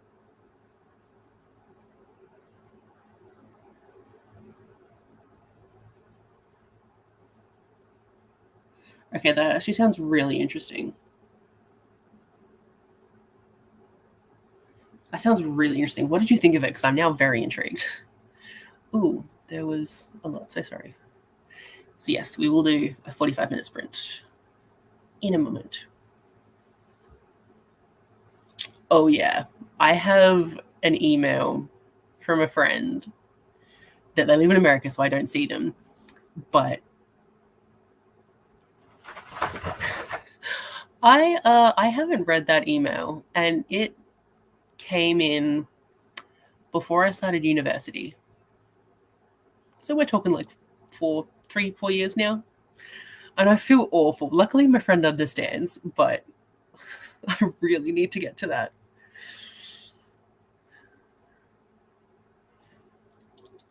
Right.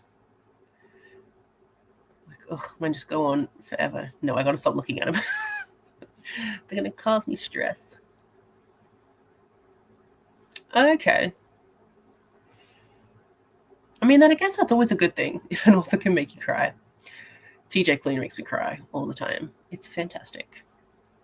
Ooh, I might have to go look at that trailer in the sprint. Okay, yes, I was right. Oh, it's an apocalypse thing. I'm not always a fan of apocalypse things, but a crow and a dog. That sounds great. What? A shitbird? A crow is a shitbird? I thought that would have been a magpie, honestly. Awesome.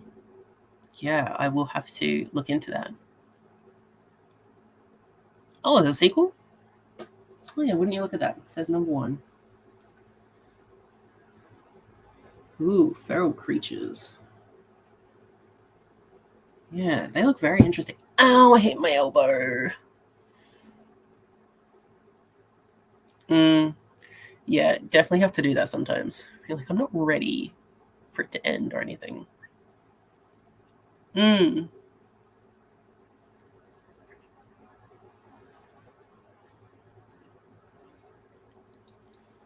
definitely read it. Let us know how it goes. Oh, oh no.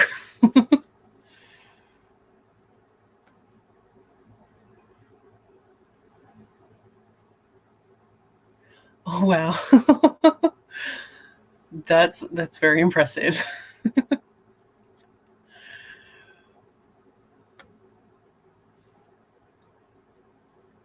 Do you ever get fines? Because like I'm always paranoid, so I just like return them whether I've read them or not, or if I'm halfway through or whatever. But like, if I wasn't worried about like getting a fine, then I'd probably keep a lot of books. That's awesome. Yeah, okay, I'm really, really stoked to read this now.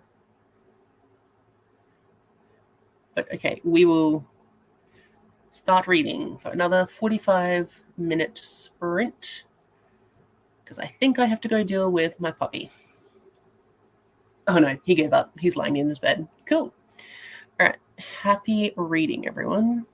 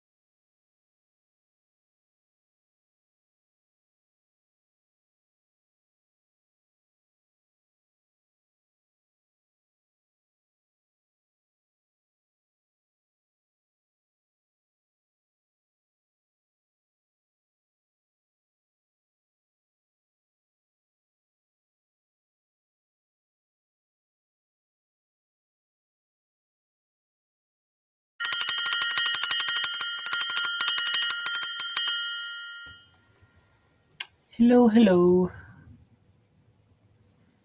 Oh, cool. It automatically went to the 15-minute one. Good job. How did everyone go? Oh God, I'm back to looking at my emails. Not good. What was up to? Oh, yes, that's right. I hope you got all the books during that. Yeah, that makes sense. Okay, I am definitely getting a little bit tired, so our next sprint will be the last one. But I did get to read some of Helena. I'm on page 21, and that's like 3 chapters in. I will say that this is a little overwritten. Like, it really explains everything about a character's looks and like a room. So, we know that I think the drapes were a navy blue and the 3 couches were blood red in the shape of a triangle in front of the fireplace or something. So it's very overwritten. I do kind of skim some parts already because I'm just like, can we get on with it type of thing. But I am getting interesting creepy vibes, not from where I expected. So I thought this, like, the creepy vibes would be from like the ghosts haunting her. But so far she's just moved into a house that is like has the graveyard in the background. And the creepiness is coming from the people that sold her the house, because they're still hanging around and they are suspicious. So I don't know what's happening there, but they're suspicious. And our main character, Helena, she does have some kind of clairvoyance. In the prologue, because she lost her parents when she was 7. And in the prologue, you see her like at their gravesites laying flowers. And then she thinks she sees her father in the distance, so she runs up to him. But then when she gets closer, she realizes his face is all mucked up and, he's clearly dead. But I think he was able to grab her, which was interesting.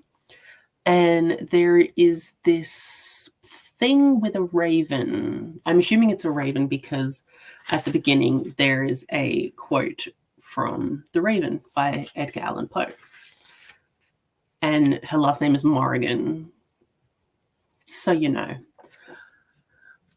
But yeah, one tried to bite her, or one did bite her when she was a kid. And now I think, now that she's an adult, ravens are like following her maybe in like a suspicious way. I don't really know what's happening, but yeah, I think she can see ghosts. Yeah. Suspicious all round, but overwritten. Yeah, I will probably finish it. Like, there's nothing particularly off-putting about it except for, the overwritten part of it. But it's okay. Ooh, good job. Did you like it? Are you getting sick of that world yet? Or is it just like you knew everything? Very good job. I tried to tidy up a little bit. Doesn't really work. Oh, I did get my my fairy lights going. So yes, fixed up the cord that fell earlier.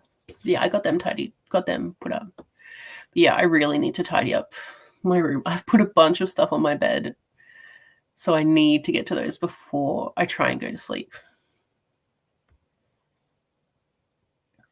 Good job. Ooh, awesome. What did you rate it? Did you like it? And are you going to continue?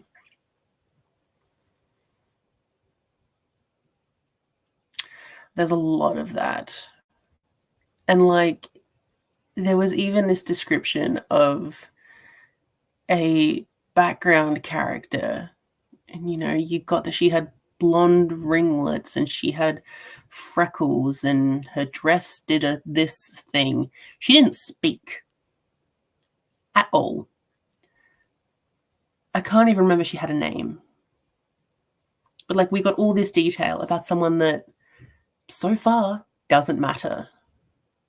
And I don't know if they will later.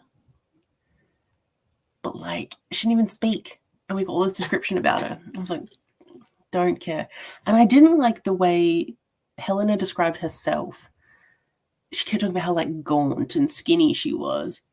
And then, but her hips were wide, that she looked like a pencil with a rubber band wrapped around the middle. Don't understand that. But yeah. Writing's not super great. It's always like, oh, they looked like this as if blah blah blah. Or it was this as in this. I was like, just say what you mean. It's a lot of like, I don't know what that's called. Just like, it's too descriptive sometimes, especially for how short this book is. Like, you're wasting a lot of pages. Yeah, writing not good.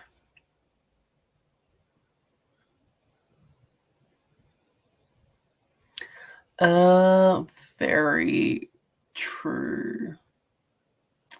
That is good because yeah, they wouldn't take up too much of your attention, but they would take up enough that your brain shuts up for a while. But that's good that they're at least doing that for you.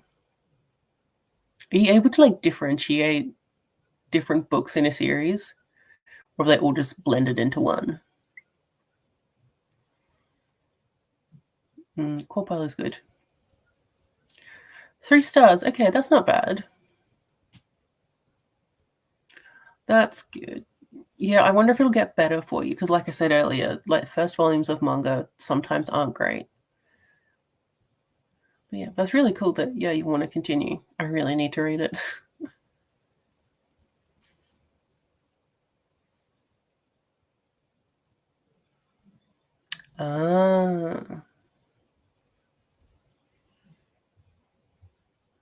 So do you have to like switch between some series? 'Cause that's annoying. There is a book series that I want to start. Well, I've kind of started. I've read like there's like 3 prequel novellas. And then the first book. I haven't gotten to the first book yet, but I do want to read it. But yeah, I have to have the author's website like available at all times to be like, okay, I read this book from this series, this one from that one, this one from that one, and this one from the one from before. And that is this one series. And I'm like, it's so complicated. Why can't you just have one series that is its own thing and then go to the next one and maybe have like a same character or something and then just do them that way? Because going in between a lot of them, I hate, which is why I don't like the Marvel Universe. Like, I can't anymore. It's too many.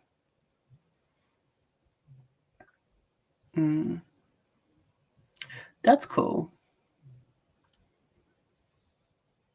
But yeah, I've only read 4 of them, and I'm like, I think I remember the first 2, and I think I remember the first 3, and I only just read the 4th one, like only a couple months ago. I can't remember it. Oh no, yes, okay, that took me a really long time to figure out which one the 4th one was, but I finally got there. I am interested to see how these dragons are like in the world. That would definitely be interesting. I'm definitely flagging now. Oh, I did also get another book yesterday. I was a part of the Kickstarter for this because, I don't know, I just wanted to find anything on Kickstarter that I could support because I do like doing that. And it's Black Trans Fairy Tales by S.T. Lin. So it has 3 stories in there. We have the Cinderella.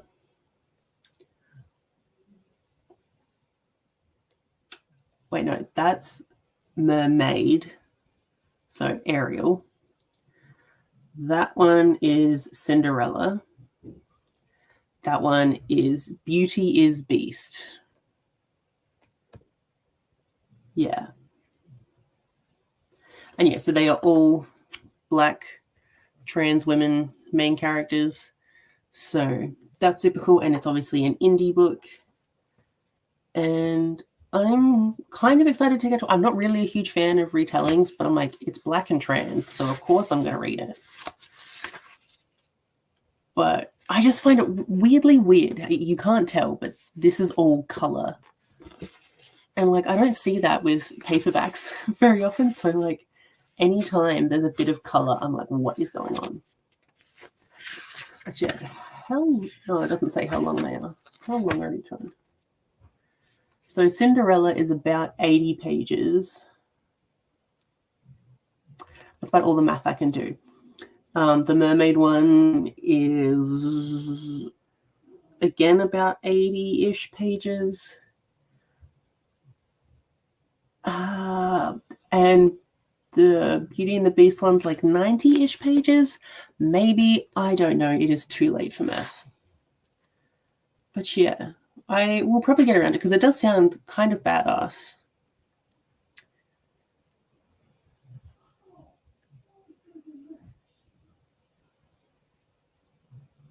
So I'm just reading all of the synopses now. Ooh. Okay, they do actually sound really, really good.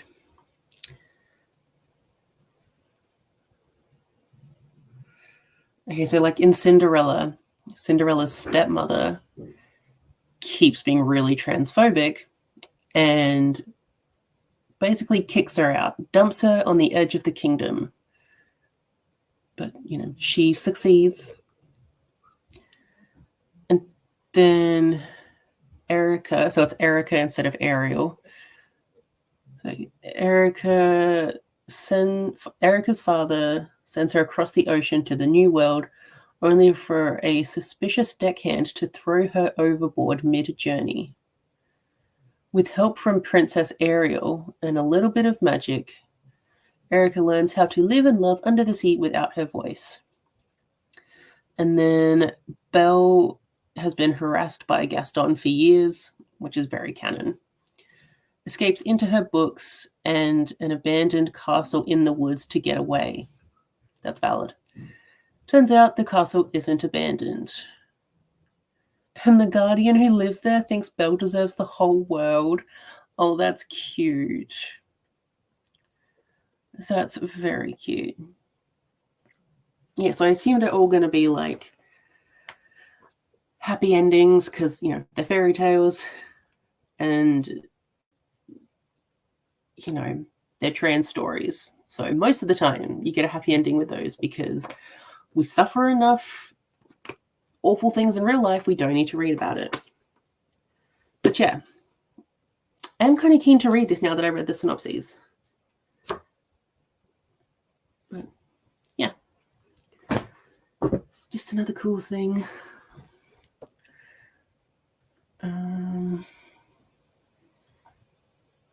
Prison Planet Barbarian.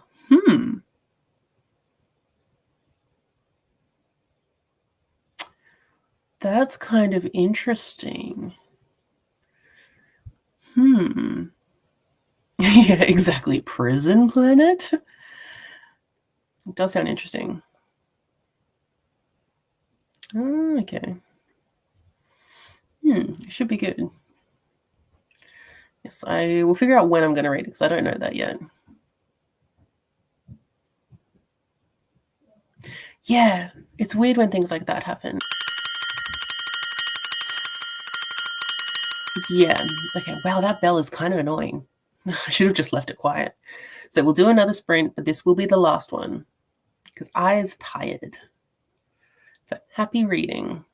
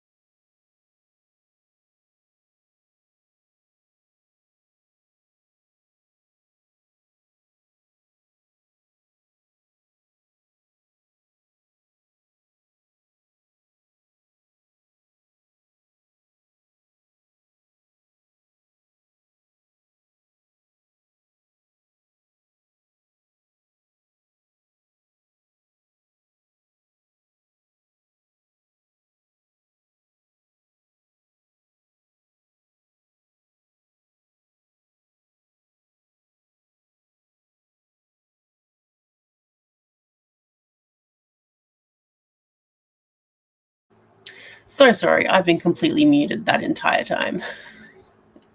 That's fine, I didn't say much. So, how is everyone going? How did that sprint go? What did I do? Yes. So, I read to page 48, which is chapter 9.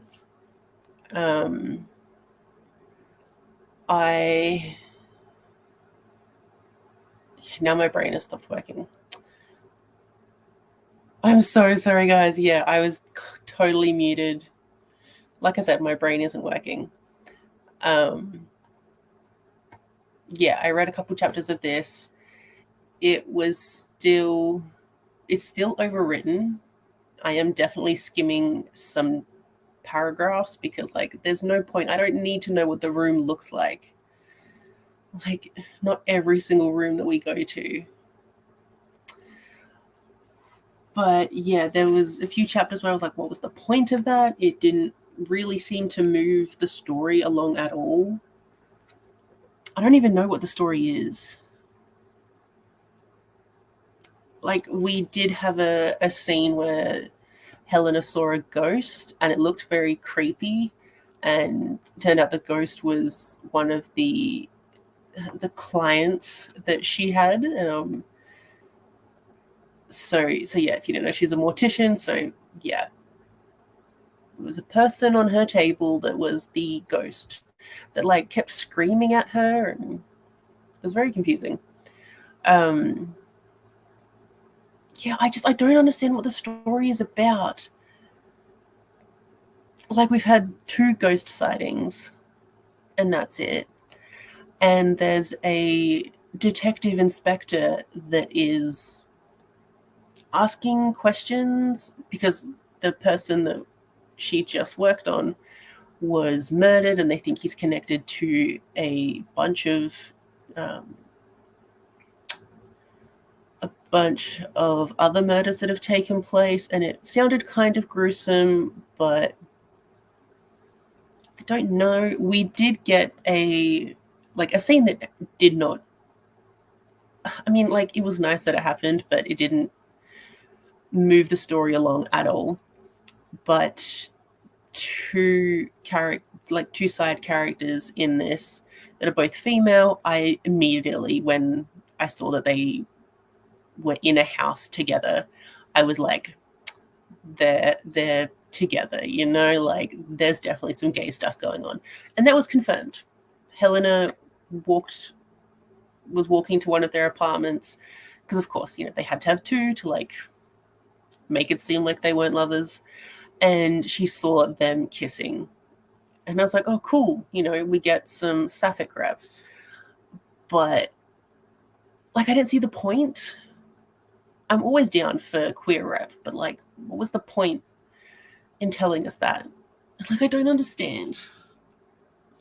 Like, what is the point of this book? Like,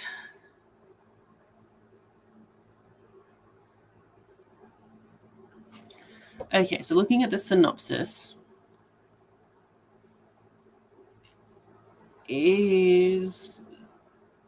so Helena is suddenly thrown into a bloody mystery where new and old friendships are tested, innocents are maimed, and the horrific family secret that threatens her chance at a peaceful existence and her existence itself.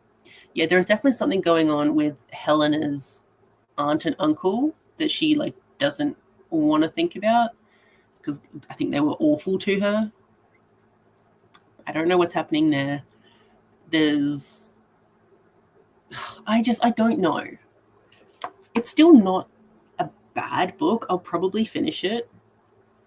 But, like, I just don't understand the point of it. Anyways, that's me waffling on about a random book. Where was I up to? Hello, Meredith. Good to have you back. I do know that you've already said how the movie went down there, so I will get to that. Yes, I'm so sorry. My brain isn't braining anymore. Good job, Amy. Dessert would be very nice. I'm so sorry. Oh my god. I just read that the other day. Well, I mean, I think I read it during my last sprint, so last week. It's so good. I really like it. I am obsessed. I want to read more of it. I didn't expect it to be funny, and it was.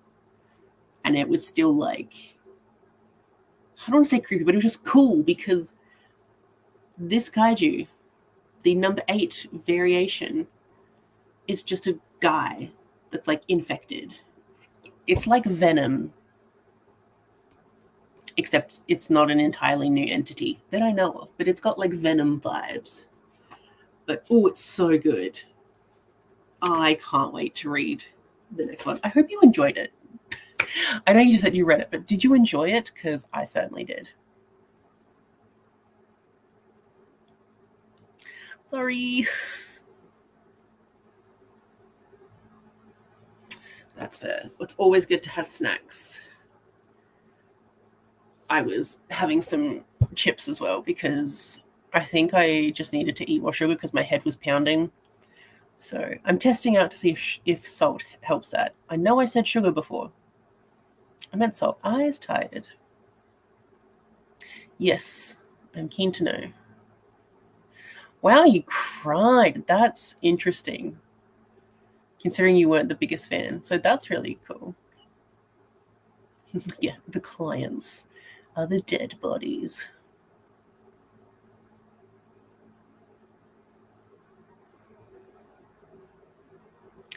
Oh, that's so good.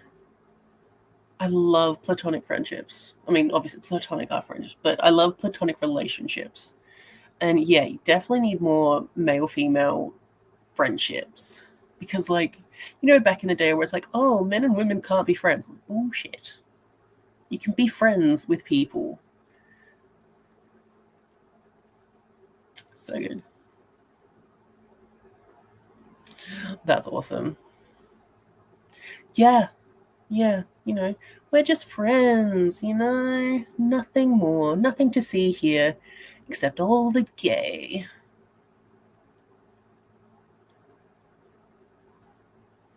That's really cool that you have liked it as much as you have.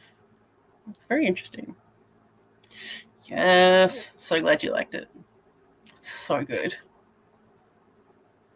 Yeah, like it was, I was like cackling at some points because I just thought it would be like actiony and maybe a little creepy, but like I was just laughing at a bunch of stuff. It was really good. Yes, I love My Hero Academia. I haven't read One Punch Man yet, but I love My Hero Academia. It's so good. If you don't know, K. Beth Bookish has a My Heroic TBR. So a TBR game based off My Hero Academia. It's so good. Go and watch it. Everyone go and watch it. They're great. I'm obsessed. Ah, okay. But still, that's good that you liked it.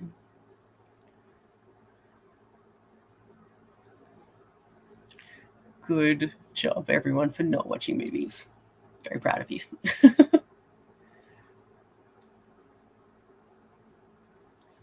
Yeah, go and check it out. It's so cool. She's been doing this for years, and she'll like go on and off it sometimes. She just posted one yesterday, and it's just the prompts that she comes up with for all of these characters and like arcs. Oh, they're so good. And like I just want to make her do it like every day so I can just watch it. It's so entertaining. I really like it. But yes, it is. Oh god, it's only 9 o'clock, and I'm like ready for bed. But yes, a quick little Chopper update. He's been in the cone most of the night. I have taken it off now because he's like deep sleeping now. But yeah, anytime I went to take it off him, he'd be a little sneaky and he'd like get some licks into his wound, which is not good. But so far, since I gave him the antibiotic at dinner time, I was a bit worried that he might react to it in some way or just get a little vulnerable with more medication. But he's been doing well. I honestly can't believe how quiet he's been the past like hour. He really zonked out. But yeah, he's not even waking up to me talking, which he usually does. So that's really good. Yeah, I think he's doing well for now. And I'm not going to be using the like sedative medication that the vet prescribed because like he's doing well.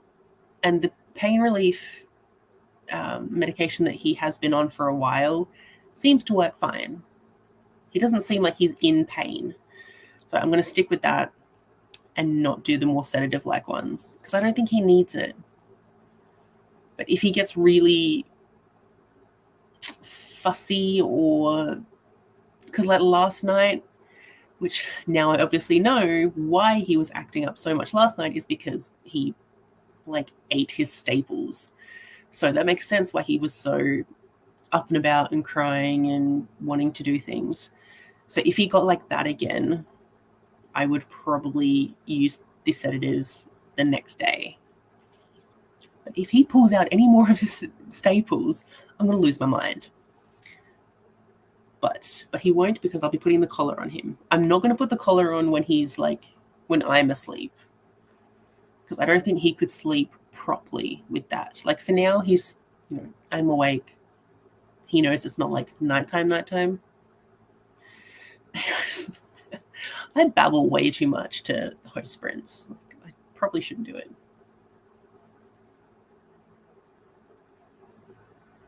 So true. Books before everything. As you can see from my very large stack of books. Have big stack there, big stack there, big stack behind me. I am running out of space. And I've hauled so many books today. It was so cute. He started like deeply snoring and it was hilarious. Like, it was like the sleep of the dead. He is just in it. He is a very cute pup and he knows it.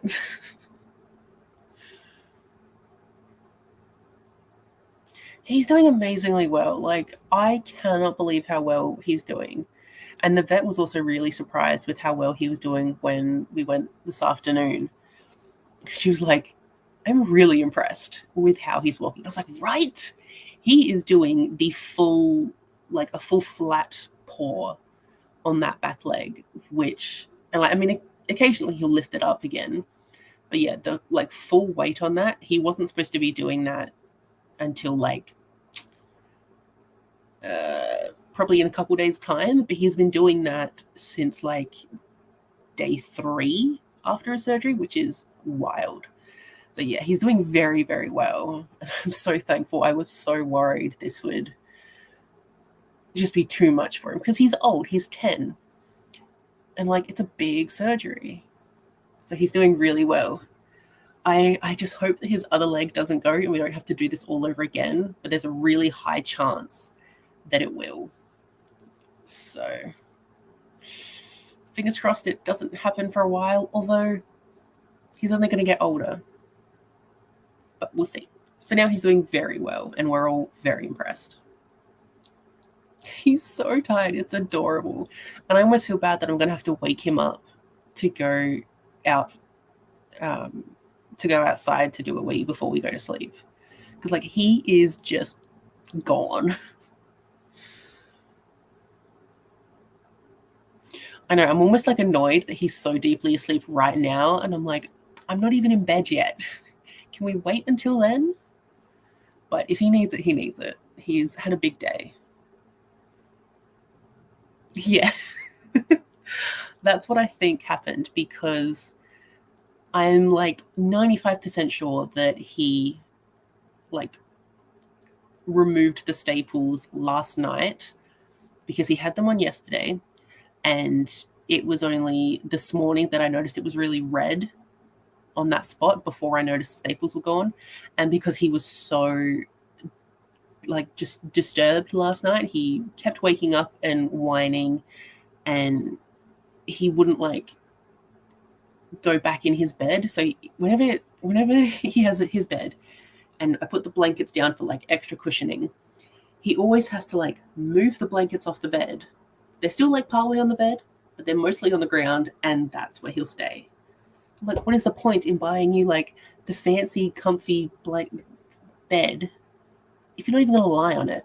You just got one of my old quilts, and he prefers that.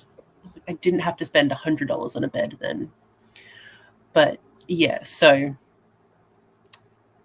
I'm pretty sure it was last night that he did this.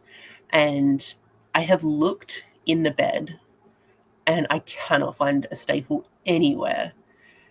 And so I said that to the vet. I'm like, did he eat him? And the vet was like, he definitely could have, but it's not going to cause him any issues. They said it does happen sometimes and it'll just pass through, hopefully easily, but he should be fine with that. But yeah, could you imagine that, eating staples? Like, you'd know what that is. Although he probably liked it because he was like, oh, this smells like me. To him, it smells like him. My brain. But yeah, he probably ate them. He's doing great. Yeah, so that is a thing. And when he got the x-rays the other week, they did an x-ray on both legs, and the right one that he just got the surgery on was the one where the crucial ligament was definitely torn, like it had just disintegrated really. But they did say that the left side, it was going, and it's probably been put under, like it definitely has been put under a lot more stress since he tore the right one, because now the left one is taking most of his weight, if not all of it. And especially when he has to like squat to go to the bathroom or lift the right leg up to go to the bathroom and do other things, it's taking on so much more pressure that it's more likely to go quicker now, which is kind of annoying because I don't want to put him through this again. But if it's going so well this time, like, there shouldn't be any other issues with the other side. So we'll see how long the other leg lasts. It needs to last for his full recovery of this leg. So like 7 more weeks it needs to hold out for. It can go after that. But yes, I am exhausted. So I'm going to head off to bed. The ones of you in Australia, you should probably also be heading to bed soon. Thank you so much for everyone for joining me. It has been a great time, even though I've been really kind of out of it. Taking care of a sick puppy is very draining. And I hit my goal of being longer than my first sprint. It's now been 10 hours and 16 minutes, which last week was only 9.5. So that, for some reason, makes me feel really great. But yes, thank you so much for sticking around while I talk about my dog and some books, very rarely. Just thank you all for joining. I don't know when I'll do sprints next. Like, there shouldn't really be any. Well, there will be another update, I guess, once Chopper takes the staples out, which are so today was, what is today? Today's the 4th, yes. So today was 5 days. 2, 3, 4, 5. So I think it's Monday. So I think next Monday he gets the staples out, if I have calculated that properly. So if anyone wants to do another sprint next week for a Chopper update, and just reading. Oh no, it's on the... Okay, so he's going into the vet on Saturday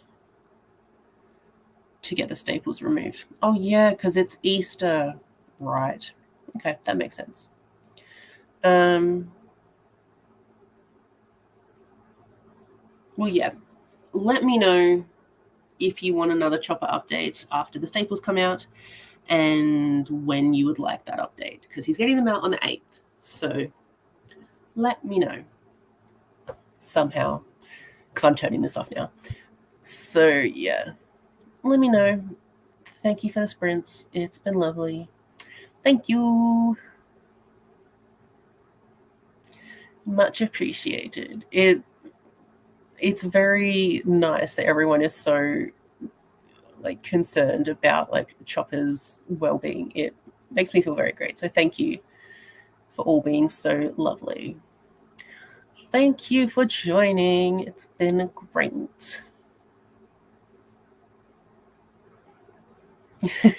Yeah, I'm totally fine doing really long sprints. I very much enjoy it. Although, yeah, I need to not babble so much. So maybe I'll learn how to do that if I keep doing sprints. But thank you so much for joining.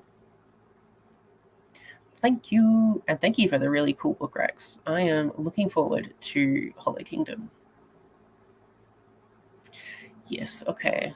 I will set up some sprints for next week. I assume most people will be busy like the Easter weekends, so I could either do like a Saturday or a Monday, because I assume I'll be busy on the Sunday, or potentially another Tuesday. So it'll be sometime next week, and I might try and find a time where I can do these all-day sprints consistently. But yeah, I'm just babbling on again. So thank you. Ooh. Yeah, that's fair. I don't think I would normally be doing anything for Easter, but my brother and niece are coming. Oh, that's tonight. Oh, I can't sleep.